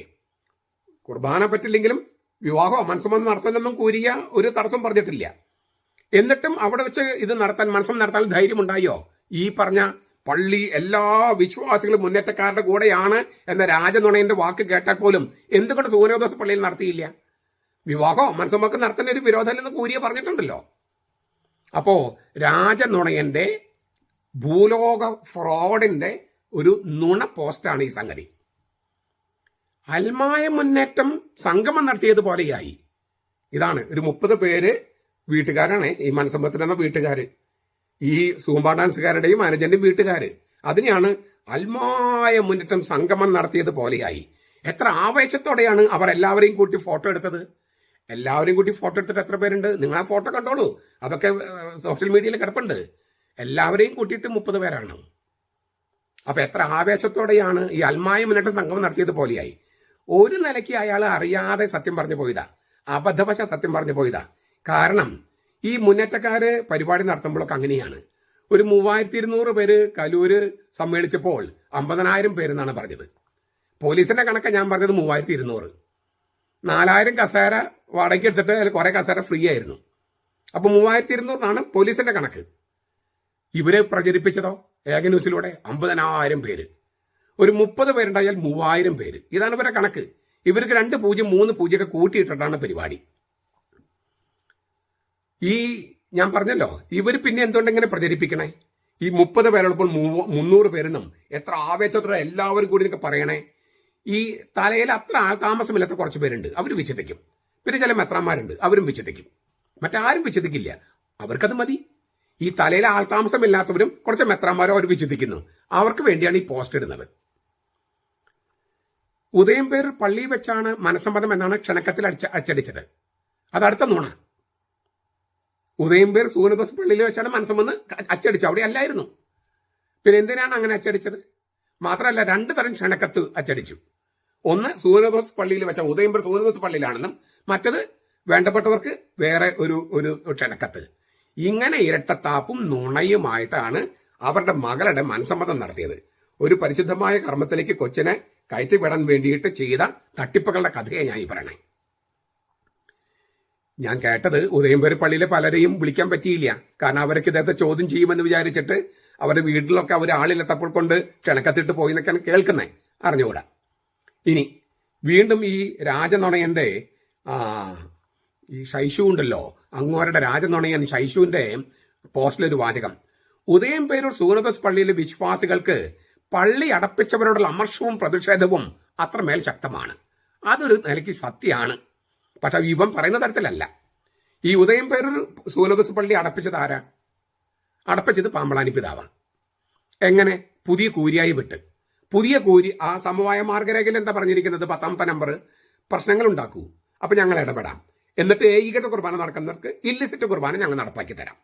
ഇത് പാമ്പളാനി പിതാവും തട്ടിൽ പിതാവും കൂടി ഉണ്ടാക്കിയ സമവായ മാർഗരേഖയിൽ ആവശ്യമില്ലാത്തൊരു വകുപ്പ് എഴുതി ചേർത്തു. ഇവർക്ക് വേണ്ടി, മുന്നേറ്റക്കാർക്ക് വേണ്ടിയും വിമത വൈദികർക്കും വേണ്ടി. ഈ അതുവരെ ഉദയംപേർ സൂര്യദോസ് പള്ളിയിലെ എല്ലാ ദിവസവും എല്ലാ കുർബാന ഏകീകൃത കുർബാന നടന്നുകൊണ്ടിരുന്നതാ ഈ സമവായ മാർഗരേഖ വരുന്നത് വരെ. അപ്പൊ പള്ളി അടപ്പിച്ചത് ആരാണ്? തട്ടിൽ പിതാവും പാമ്പളാനി പിതാവും പുതിയ കൂരിയായി ഉപയോഗിച്ചിട്ട്. അവരോടുള്ള അമർഷവും പ്രതിഷേധവും ഉണ്ട്. പക്ഷേ ഇങ്ങോട്ട് വ്യാഖ്യാനിക്കുന്നത് ഈ ഫോട്ടോ എടുക്കാൻ വന്ന 30 പേരുണ്ടല്ലോ, അവരെല്ലാം ഉദയംപേർ സൂര്യദോസ് പള്ളിയിലെ വിശ്വാസികൾക്ക് പള്ളി അടപ്പിച്ചുള്ള അമർഷവും പ്രതിഷേധവും എന്നാണ്. അവരാണ് അടപ്പിച്ചത്. ഈ പറഞ്ഞ ശൈശുവും കൂട്ടരും പുറത്തു വന്ന് പ്രേരിപ്പിച്ച് പെണ്ണുങ്ങളെ കടത്തിവിട്ട് മതബഹയിൽ ഇരുത്തി പ്രശ്നമുണ്ടാക്കി. അതിന് പാമ്പളാനി പിതാവിനും തട്ടിൽ പിതാവിനും സപ്പോർട്ട്, പുതിയ കൂരിയുടെ സൂത്രപ്പണികള്, ഇതെല്ലാം ചേർത്ത് അവരാണ് ഈ സൂര്യദോസ് പള്ളി അടപ്പിച്ചത്. അവരോടുള്ള അമർഷവും പ്രതിഷേധവും ഉണ്ട്. ആർക്കെന്നറിയോ? കർത്താവ് ഈശോ മിശിഹായ്ക്ക്. അത് അവര് അനുഭവിച്ചോളും. അത് അവരുടെ വീട്ടിലേക്ക് കർത്താവ് ചെയ്തോളും. കർത്താവിന്റെ കാലത്ത് കർത്താവ് പ്രതികാരം ചെയ്തോട്ടെ. ഈ ഉദയംപേർ സൂര്യദോസ് പള്ളി അടപ്പിച്ചതിന്റെ ഉത്തരവാദിത്തം തട്ടിൽ പിതാവിനും പാമ്പളാനി പിതാവിനും പുതിയ കൂരിയാക്കും ഈ അൽമായ മുന്നേറ്റക്കാർക്കുമുണ്ട്. അവരോട് കർത്താവ് എന്ത് ചെയ്യുമെന്നുള്ള കാര്യം കർത്താവ് തീരുമാനിക്കട്ടെ. നമ്മൾ അതിൽ ഇടപെടേണ്ട കാര്യമില്ല. പക്ഷെ പള്ളി പൂട്ടിച്ചുള്ള അമർഷവും പ്രതിഷേധവും ഉണ്ട്. കർത്താവിനുണ്ട്, സത്യവിശ്വാസികൾക്കുണ്ട്. ഇവർ പറയുന്ന പോലെയല്ല. ഇവർ പറഞ്ഞുകൊണ്ട് ഇല്ലിസിറ്റ് കുർബാന വേണമെന്ന് പറഞ്ഞിട്ടാണ് ഇവർ പള്ളി അടപ്പിച്ചത്. ഘട്ടം ഘട്ടമായി ഏകീകൃത കുർബാന നടപ്പാക്കാൻ പറഞ്ഞിട്ട് ഘട്ടം ഘട്ടമായിട്ട് ഇല്ലിസിറ്റ് കുർബാന നടപ്പാക്കാനുള്ള ശ്രമം. ഈ തട്ടിപ്പും വഞ്ചനയും കർത്താവ് പൊറുക്കുമെന്ന് നിങ്ങൾ വിചാരിച്ചാൽ, കർത്താവ് കാരുണ്യവാനാണ്, ഇത് പൊറുക്കുമെന്ന് വിചാരിച്ചാൽ നിങ്ങൾക്ക് തെറ്റുപറ്റും. നിങ്ങൾക്ക് തെറ്റുപറ്റിയിരിക്കുന്നു. അത് കർത്താവ് നിങ്ങളെ കാണിച്ചു തരട്ടെ. വീണ്ടും രാജനുണയൻ: ഊരക്കടൻ എന്ന വൈദികനെ ഇന്ന് ദൈവജനം അംഗീകരിക്കില്ല. ദൈവജനം എന്ന് പറയരുത്, മുന്നേറ്റക്കാർ അംഗീകരിക്കില്ല. ദൈവജനം അംഗീകരിക്കും. കാരണം ഊരക്കണ്ണച്ചൻ സഭയോടൊപ്പമാണ്. കൽദായ സുറിയാനി സഭ എന്ന സീറോ മലബാർ സഭയോടൊപ്പമാണ്. ദൈവജനം ഊരക്കണ്ണച്ചന്റെ ഒപ്പമാണ്. ഈ 450 കുടുംബങ്ങളിലായി 1500 മേലെ ആളുകളാണ് ഈ ഉദയംപേര് സൂര്യദോസ് പള്ളിയിലുള്ളത്. 450-ലേറെ കുടുംബങ്ങൾ, അങ്ങനെ ഒരു 1500 മേലെ ആളുകൾ. അതിൽ ഈ ഫോട്ടോയിൽ കാണുന്ന 10-30 പേര്, പിന്നെ വേണമെങ്കിൽ കുറച്ച് പേരോട് ഫോട്ടോയിൽ ഇല്ലാത്തവർ കാണും. അത്രയും പേരാണ് ഈ മുന്നേറ്റക്കാരുടെ കൂടെയുള്ളത്. കൽദായ വിരുദ്ധരുണ്ടല്ലോ, അവരുടെ കൂടെയുള്ളത് 10-30ഓളം പേരാണ്. അവരാകട്ടെ ഭാര്യ ഭർത്താക്കന്മാര്, ഒരു മനസ്സമ്മതത്തിന് വരുമ്പോൾ ഭാര്യയും ഭർത്താവും കുടുംബക്കാരും. പിന്നെ ഈ സൂംബ ഡാൻസ് കളിച്ച ഒരുത്തരുണ്ടല്ലോ, അങ്ങോട്ട് മകളുടെ മനസ്സമ്മതമായിരുന്നല്ലോ, ആ സൂംബ ഡാൻസ് കണ്ട അനുജന്റെ വീട്ടുകാരാണ് കുറച്ച് പേര്. ബാക്കിയുള്ള ജനങ്ങൾ മുഴുവൻ, ഉദയംപേർ സൂനബസ് പള്ളിയിലെ ബാക്കിയുള്ള ജനങ്ങൾ മുഴുവൻ, ഈ 10-30 പേര് വേണമെങ്കിൽ ഒരു 20 പേരും കൂട്ടിക്കും, ഒരു 50 പേര് ഒഴിച്ച് 1500ഓളം പേരുള്ള അല്ലെങ്കിൽ അതിന് മേലെ ആളുകളുള്ള ഈ സൂനബോസ പള്ളിയിലെ സകലമാന മനുഷ്യൻ ഊരക്കാടന്റെ കൂടെയാണ്. അതുകൊണ്ട് ഊരക്കാടൻ എന്ന വൈദികനെ ഇനി ദൈവജനം അംഗീകരിക്കില്ലെന്നല്ല, മുന്നേറ്റക്കാർ അംഗീകരിക്കുന്നില്ല എന്ന് പറഞ്ഞാൽ മതി. ദൈവജനം അംഗീകരിച്ചു കഴിഞ്ഞു, പണ്ടേ അംഗീകരിച്ചതാണ്.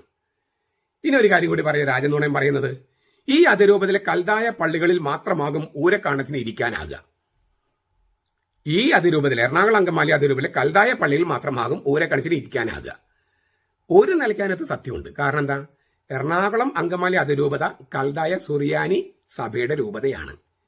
കൽദായ പള്ളികളാണ് എറണാകുളം അങ്കമാലി അതിരൂപതയിലുള്ളൂ. എറണാകുളം അങ്കമാലി അതിരൂപതയിൽ അത് കൽദായ സുറിയാനി സഭയുടെ പള്ളികളായതുകൊണ്ട് എല്ലാ പള്ളികളും കൽദായ സുറിയാനി പള്ളികളാണ്. അതുകൊണ്ട് ഊരക്കണച്ചിന് 7 പള്ളിയിലിരിക്കാം. ഇങ്ങോട്ട് പറയുന്നതാണ്, ഈ അതിരൂപതയിൽ കൽദായ പള്ളികളിൽ മാത്രമാകും ഊരക്കണച്ചിന് ഇരിക്കാനാകുക. എറണാകുളം അങ്കമാലി അതിരൂപതയിലെ എല്ലാ പള്ളികളും കൽദായ സുറിയാനി പള്ളിയാണ്. അതുകൊണ്ട് ഊരക്കണച്ചിന് എല്ലാ പള്ളികളിലും ഇരിക്കാൻ പറ്റും. ഞാൻ ഇന്നലെയും മിനിഞ്ഞാന്നൊക്കെ പറഞ്ഞ കാര്യങ്ങളും ചില കാര്യങ്ങളൊന്നും ആവർത്തിക്കാനുണ്ട്. സീറോ മലബാർ സഭയുടെ പുനരുദ്ധരിക്കപ്പെട്ട കുർബാനക്രമം നടപ്പിലാക്കാൻ സംബന്ധിച്ച് 1962 ജൂൺ 18-ാം തീയതി വൈദിക മേലധ്യക്ഷന്മാരുടെ സംയുക്ത ഇടയലേഖനം, ആ ഇടയലേഖനം, അന്നത്തെ 7 മെത്രാന്മാരും ഒപ്പിട്ട ഇടയലേഖനം, അതിനകത്തുള്ള ഞാൻ വായിച്ചതാണ്, പക്ഷെ ഒരു വാചകം കൂടി ഞാൻ വായിക്കുകയാണ്. അതിൽ പാറേക്കട്ടിൽ പിതാവ് അടക്കമുള്ളവർ പറഞ്ഞിരിക്കുന്നത് ഇങ്ങനെയാണ്: പുരാതന കാലം മുതൽ കേരള സുറിയാനി സഭ സീറോ കൽദായ റീത്താണ് ആചരിച്ചു പോന്നിരുന്നത്. ഷൈഷു, ഇതൊന്ന് വായിച്ചേൻ. 1962 ജൂൺ 18-ാം തീയതി നിങ്ങൾ ആരാധന എന്ന് വിചാരിക്കുന്ന കർണൽ പാറേക്കാട്ടില് ആദ്യം ഒപ്പിട്ട് പ്രസിദ്ധപ്പെട്ട സംയുക്ത ഇടയലേഖനത്തിന്റെ വാചകാണ്: പുരാതന കാലം മുതൽ കേരള സുറിയാനി സഭ സീറോ കൽദായ റീത്താണ് ആചരിച്ചു പോന്നിരുന്നത്. കൽദായ റീത്താണ്, കൽദായ സുറിയാനി റീത്താണ് സീറോ മലബാർ സഭയിലുള്ളത്. അതിന്റെ ഒരു രൂപതയാണ് എറണാകുളം അങ്കമാലി. അപ്പോ കൽദായവൽക്കരണം എന്ന് പറഞ്ഞിട്ട് കൽദായ സഭ എതിർക്കുന്നവരെ ഒക്കെ പുറത്താക്കണം, ഷൈശുവിനും വിമതരെയും. കാരണം ഇത് കൽദായ സുറിയാനി സഭയുടെ രൂപതയാണ് എറണാകുളം അങ്കമാലി. അപ്പോ കൽദായ പള്ളികളാണെന്നും പറഞ്ഞ് ഇവര് കൽദായ സഭയ്ക്കെതിരെ നിൽക്കുന്നവരെ പുറത്താക്കൽ ചങ്കൂറ്റുള്ളവരെ മേജർ ആർച്ച് ബിഷപ്പാക്കണം, അങ്ങനെയുള്ളവരെ മെത്രാന്മാരാക്കണം.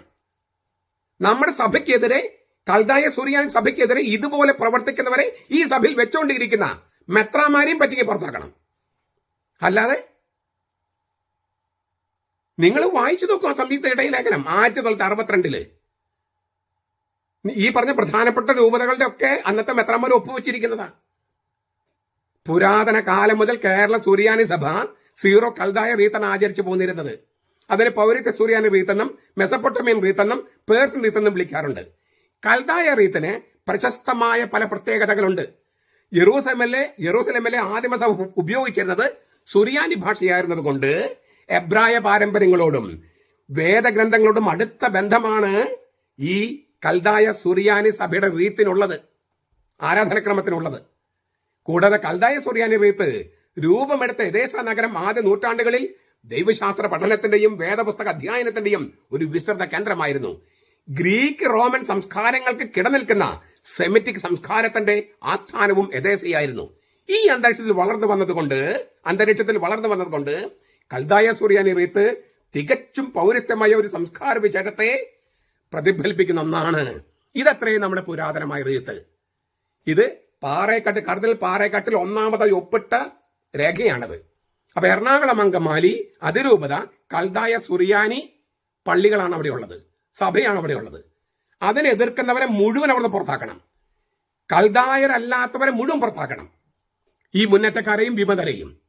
അതിനെ ഈ മുന്നേറ്റക്കാരെയും വിമതരെയും സപ്പോർട്ട് ചെയ്യുന്ന മെത്രാന്മാരെയും. കാരണം എറണാകുളം അങ്കമാലി അതിരൂപത കൽദായ സുറിയാനി സഭയുടെ അതിരൂപതയാണ്. അതിനെ എതിർക്കുന്നവർ അവിടെ വേണ്ട. ഇനി എറണാകുളത്തിന് ആദ്യത്തെ വികാരി മെത്രാപ്പോലിത്ത, വികാരി അപ്പസ്തോലിക്കയായിട്ട് മാർ ലൂയിസ് പഴയപ്പറമ്പില് ചാർജ് എടുത്തപ്പോൾ അന്ന് എറണാകുളം കൊടുത്ത മംഗലപത്രം എന്താണ്? നൂതനമായി സ്ഥാപിക്കപ്പെട്ട വികാരിയത്തിന് കീഴിലുള്ള റോമ കത്തോലിക്ക കൽദായ സുറിയാനിക്കാരായ ഞങ്ങൾ, റോമ കത്തോലിക്ക കൽദായ സുറിയാനിക്കാരായ ഞങ്ങൾ, എറണാകുളം രൂപതക്കാർ പറഞ്ഞിരിക്കുന്നത്. അപ്പോൾ എറണാകുളം കൽദായ സുറിയാനി റീത്തിന്റെ പള്ളിയാണ്, രൂപതയാണ്, പള്ളികളാണ്. അതിനെതിർക്കുന്നവരെ അവിടെ നിന്നും പുറത്താക്കണം. ഇനി ഈ മാർ ലൂയിസ് പഴപ്പറമ്പിൽ മരിച്ച് പുതിയ മെത്രാൻ വന്നു, കണ്ടത്തിൽ പിതാവ്. ആ കണ്ടത്തിൽ പിതാവ് എഴുതിയിരിക്കുന്ന ഒരു വാചകം നോക്കൂ. 1930 ഡിസംബർ 3-ാം തീയതി 1930 ഡിസംബർ 3-ാം തീയതി മലബാറിലെ കൽദായ സുറിയാനി സഭയിലെ വൈദികർ ഉപയോഗിക്കുന്ന സ്ലീഹന്മാരുടെ കുർബാന ക്രമ പുസ്തകം പുതുതായി അച്ചടിക്കുന്നതിന് വലിയ സന്തോഷത്തിന് നാം അനുവാദം നൽകുന്നു. മലബാറിലെ കൽദായ സുറിയാനി സഭയിലെ വൈദികർ ഉപയോഗിക്കുന്ന സ്ലീഹന്മാരുടെ കുർബാനക്രമം, അദ്ദായിമാരുടെ സ്ലീഹന്മാരുടെ കുർബാനക്രമം ആരുപയോഗിക്കുന്നത്? മലബാറിലെ കൽദായ സുറിയാനി സഭ, സീറോ മലബാർ സഭ. അപ്പോൾ ഈ സീറോ മലബാർ സഭ എന്ന് പറയുന്നത് കൽദായ സുറിയാനി സഭയാണ്. അതിനെതിർക്കുന്ന എറണാകുളത്തെ മുന്നേറ്റക്കാരെയും വിമത വൈദികരെയും അവിടുന്ന് പുറത്താക്കണം. അവരെ സപ്പോർട്ട് ചെയ്യുന്ന മെത്രമാരും പുറത്താക്കണം. അപ്പോഴേ പ്രശ്നം തീരുള്ളൂ. ഇനി ഈ സൂംബ ഡാൻസുകാരന്റെ മകളെ വിവാഹം ചെയ്യുന്നത് ചങ്ങനാശ്ശേരി അതിരൂപതയിലെ ഒരു കൽദായ സുറിയാനി പള്ളിയിലെ ഒരു കൽദായ സുറിയാനി ചെറുക്കന. അപ്പൊ മുന്നേറ്റക്കാരുടെ ഒരാളെ കൂടി കൽദായ സുറിയാനി സഭയിലേക്ക് കിട്ടിയിരിക്കുന്നു. ഈ മുന്നേറ്റ നേതാവിന്റെ മകനോ മകളാണ്ട് കെട്ടിച്ചിരിക്കുന്നത് കോതമംഗലത്തേക്കല്ലേ? അവിടെയും കൽദായ സുറിയാനി സഭയിലേക്കാണല്ലോ കെട്ടിച്ചത്. നിങ്ങൾ ഈ ഇവരെ ഫോളോ ചെയ്യുന്ന അണികൾ കേൾക്കാൻ വേണ്ടി പറയാം കേട്ടോ. ഈ രാജനുണയൻ അവരുടെ മക്കളെ കൽദായ സുറിയാനി സഭയ്ക്ക് കൊടുക്കാനൊന്നും ഒരു മടി അവർക്കില്ല. അണികൾ പോകരുത്. ഇരട്ടത്താപ്പ് കണ്ടോ? അവരുടെ മകനോ മകളോ കൽദായ സുറിയാനി സഭയിലേക്ക് രൂപതയ്ക്ക് കൊടുക്കാൻ ഒരു മടി അവർക്കില്ല. അവിടെ ഈ പൃഷ്ഠകുർബാന കാണാനും ഒരു പ്രയാസമില്ല. കുണ്ടിക്കുർബാന എന്ന് പറഞ്ഞ് കളിയാക്കുന്ന കുർബാന കാണാൻ അവർക്ക് പ്രയാസമില്ല. അണികൾ പക്ഷേ സഭയുടെ കുർബാനയിൽ പങ്കെടുക്കരുത്. അവർക്ക് മുഖാഭിമുഖം കണ്ടിട്ട് വേണം കുർബാന കാണാൻ. അണികൾക്ക്, നേതാക്കന്മാർക്ക് വേറെ. ഈ മാസ്റ്റർ പാട്ടിലെ കാര്യം പറയുന്ന പോലെയാണ് ഈ മുന്നേറ്റക്കാര്. നേതാക്കന്മാർക്ക് വേറെ രീതി, അണികൾക്ക് വേറെ രീതി. ഇനിയൊരു പ്രധാനപ്പെട്ട കാര്യം പറയാം. ഈ സൂംബ ഡാൻസുകാരെന്ന് പറഞ്ഞല്ലോ, അയാളുടെ മകളുടെ മനസ്സമ്മതം നടക്കുന്നത് കണ്ടനാട് പള്ളിയിലും മനസ്സമ്മതം നടന്നത് പിന്നെ അതിഥി സൽക്കാരം നടന്നത് ഒരു പെന്തക്കോസ്തുകാരന്റെ ഉടമസ്ഥതയിലുള്ള ഒരു ഓഡിറ്റോറിയത്തിലുമാണ്. ഇതിനടുത്ത് ഈ ഓഡിറ്റോറിയത്തിന്റെ തൊട്ടടുത്ത് അവിടെ ഒരു കപ്പേള പള്ളിയുണ്ട്. കപ്പേള എന്ന് പറഞ്ഞാലും സാമാന്യം വലുപ്പമുള്ളൊരു പള്ളിയാണ്. ഈ ഓഡിറ്റോറിയത്തിൽ ചേർന്ന് അത് ഉദയംപേർ സൂനദോസ് പള്ളിയുടെ ഉടമസ്ഥതയിലുള്ള ഒരു തൈക്കാട്ടമ്മ എന്ന് പറയുന്ന, തൈക്കാട്ടമ്മയുടെ കപ്പേള എന്ന് പറയുന്ന ഒരു കപ്പേളയാണ്. ഈ പള്ളി പണിയിപ്പിച്ചു കൊടുത്തത് ഇപ്പോൾ ഉദയംപേരൂർ സൂനദോസ് പള്ളിയിലുള്ള ഉദയംപേരൂർ സംരക്ഷണ സമിതിയുടെ ചെയർമാനായ ജോസ് അറക്കത്താഴത്തിന്റെ ജ്യേഷ്ഠൻ ലൂയിസ് അറക്കത്താഴത്ത് ആണ്. ലൂയിസ് അറക്കത്താഴത്ത് ഇപ്പോ ഉദയംപേരൂർ സൂനദോസ് പള്ളിയിലെ സൂനദോസ് പള്ളി സംരക്ഷണ സമിതിയുടെ ചെയർമാനായ ജോസ് അറക്കത്താഴത്തിന്റെ ജ്യേഷ്ഠൻ ലൂയിസ് അറക്കത്താഴത്താണ് ഈ പള്ളി പണിയിപ്പിച്ചു കൊടുത്തത്. ഈ സൂംബ ഡാൻസുകാരന്റെ ഈ പള്ളി പൂട്ടിച്ച ഉദയംപേരൂർ സൂനദോസ് പള്ളി പൂട്ടിച്ച ആ സൂംബ ഡാൻസുകാരുണ്ടല്ലോ, അങ്ങവരുടെ വീട്ടുപേരും അറക്കത്താഴെന്ന് എഴുതിയിരിക്കുന്നേ. വാസ്തവത്തിൽ അറക്കത്താഴം ആയിരിക്കാം, അറക്കത്താഴത്തല്ല, അറക്കത്താഴത്ത്. അതാണ് അവർ ആ വീട്ടുകാരനെ പള്ളി പണിയിപ്പിച്ചു കൊടുത്തത്. ഇങ്ങോര് ഈ പള്ളി പൂട്ടിച്ചോൻ എഴുതിയിരിക്കുന്ന അറക്കത്താഴത്ത് എഴുതിയിട്ടുണ്ട്, ചിലടത്ത് അറക്കത്താഴം എന്നാണ്. എന്താണ് സംഭവിച്ചത്? അറക്കത്താഴത്തുകാരുടെ പറമ്പിൽ കുടികിടപ്പായി വന്നതാണ് ഈ സൂംബ ഡാൻസുകാരൻ. എന്നിട്ട് അറക്കത്താഴത്തുകാരുടെ വീട്ടുപേര് അടിച്ചു മാറ്റി സ്വന്തം വീട്ടുപേരാക്കി. സ്വന്തം വീട്ടുപേര് പോലും ഇല്ലാതിരുന്നവനായിരുന്നു ഈ സൂംബ ഡാൻസുകാരൻ. എന്നിട്ട് ആരുടെ പറമ്പിലാണോ കുടികിടപ്പായിട്ട് വന്നത് അവരുടെ വീട്ടുപേര് എടുത്തിട്ട്, ഒരു ബന്ധവുമില്ല ഇവർ തമ്മിൽ, ഈ തറവാടുകൾ തമ്മിൽ യാതൊരു ബന്ധവുമില്ല. കുടികിടപ്പുകാരൻ ജന്മിയുടെ വീട്ടുപേരെടുക്കുന്ന പതിവാണ് പണ്ടുള്ളത്. അങ്ങനെ എടുത്തിട്ടാണ് അപ്പോൾ അവിടെ എഴുതി വെച്ചിട്ടുണ്ട് അറക്കത്താഴത്ത് ലൂയിസ് ആണിത് പണിത് കൊടുത്തിരിക്കുന്നത്. അത് ഞങ്ങളുടെയാണെന്ന് പറഞ്ഞ് നടക്കുന്ന സൂംബ ഡാൻസുകാരൻ. ഈ രണ്ട് തറവാടുകൾ തമ്മിൽ യാതൊരു ബന്ധവുമില്ല. ഈ അറക്കത്താഴത്ത് എന്നുള്ള ആ വാചകം കണ്ടപ്പോഴാണ് ഈ രാജനുണയാൻ ശൈശു ഇവിടുത്തെ അതായത് ഏകീകൃത കുർബാനയ്ക്ക് വേണ്ടി നിൽക്കുന്ന അറക്കത്താഴത്ത് കേട്ടിട്ടുണ്ട്. ഇതും അറക്കത്താഴത്താണല്ലോ. അതാണ് ഓടി വന്നിട്ട് ഫോട്ടോ ഒക്കെ എടുത്തിട്ട് ഇവിടുത്തെ സകല പ്രധാനപ്പെട്ട ആളുകളും മുന്നേറ്റക്കാരുടെ കൂടെയാണെന്ന് കാണിക്കാനുള്ള വ്യഗ്രതയിലാണ് ഈ നുണകൾ മുഴുവൻ കാച്ചിയത്. അറക്കത്താഴത്ത് കുടുംബവുമായിട്ട് ബന്ധമില്ലാത്ത ഒരു കുടികിടപ്പുകാരൻ അറക്കത്താഴത്ത് വീട്ടുപേര് കട്ടെടുത്തിട്ട് അല്ലെങ്കിൽ അടിച്ചു മാറ്റിയിട്ട് അറക്കത്താഴത്ത് പറഞ്ഞിട്ട് ഒരു കുറി അച്ചടിച്ചു. അപ്പോൾ അറക്കത്താഴത്തെ കുടുംബമാണ് ഉദയംപേര് സൂനോദോസ് പള്ളിയിൽ സഭയ്ക്ക് വേണ്ടി ഏകീകൃത കുർബാനയ്ക്ക് വേണ്ടി നിൽക്കണേ എന്ന് കേട്ടിട്ടുള്ള ഈ രാജനുണയൻ ഇത് അറക്കത്താഴത്തിന്റെ ആണല്ലോ, ഉദയംപേര് പള്ളിയിലാണെന്ന് പറഞ്ഞിട്ടാണ് ഈ ഓടി വന്നിട്ട് കുറച്ചു പേരെ ഫോട്ടോ എടുത്തിട്ട് ഈ നുണകൾ മുഴുവൻ പ്രചരിപ്പിച്ചത്. അദ്ദേഹത്തിന്റെ ആ ഫേസ്ബുക്ക് പോസ്റ്റിലെ സകല സെന്റൻസുകളും നുണയാന്ന് മനസ്സിലായില്ലേ? രാജനുണയൻ. അയാൾ നുണയനും നുണയുടെ അപ്പനുമാണ്. അയാളെ പിന്തുടരുന്നവര് രക്ഷയിലേക്കല്ല നടക്കുന്നത്, നാശത്തിലേക്കാണ്. അത് മെത്രാന്മാരായാലും മേജർ ആർച്ച് ബിഷപ്പായാലും വിമത വൈദികരായാലും അണികളായാലും. നമ്മുടെ കർത്താവ് ഈശോ മിശിഹായുടെ കൃപയും പിതാവായ ദൈവത്തിന്റെ സ്നേഹവും പരിശുദ്ധാത്മാവിന്റെ സഹവാസവും നാം എല്ലാവരോടും കൂടി ഉണ്ടായിരിക്കട്ടെ, ഇപ്പോഴും എപ്പോഴും എന്നേക്കും. ആമേൻ.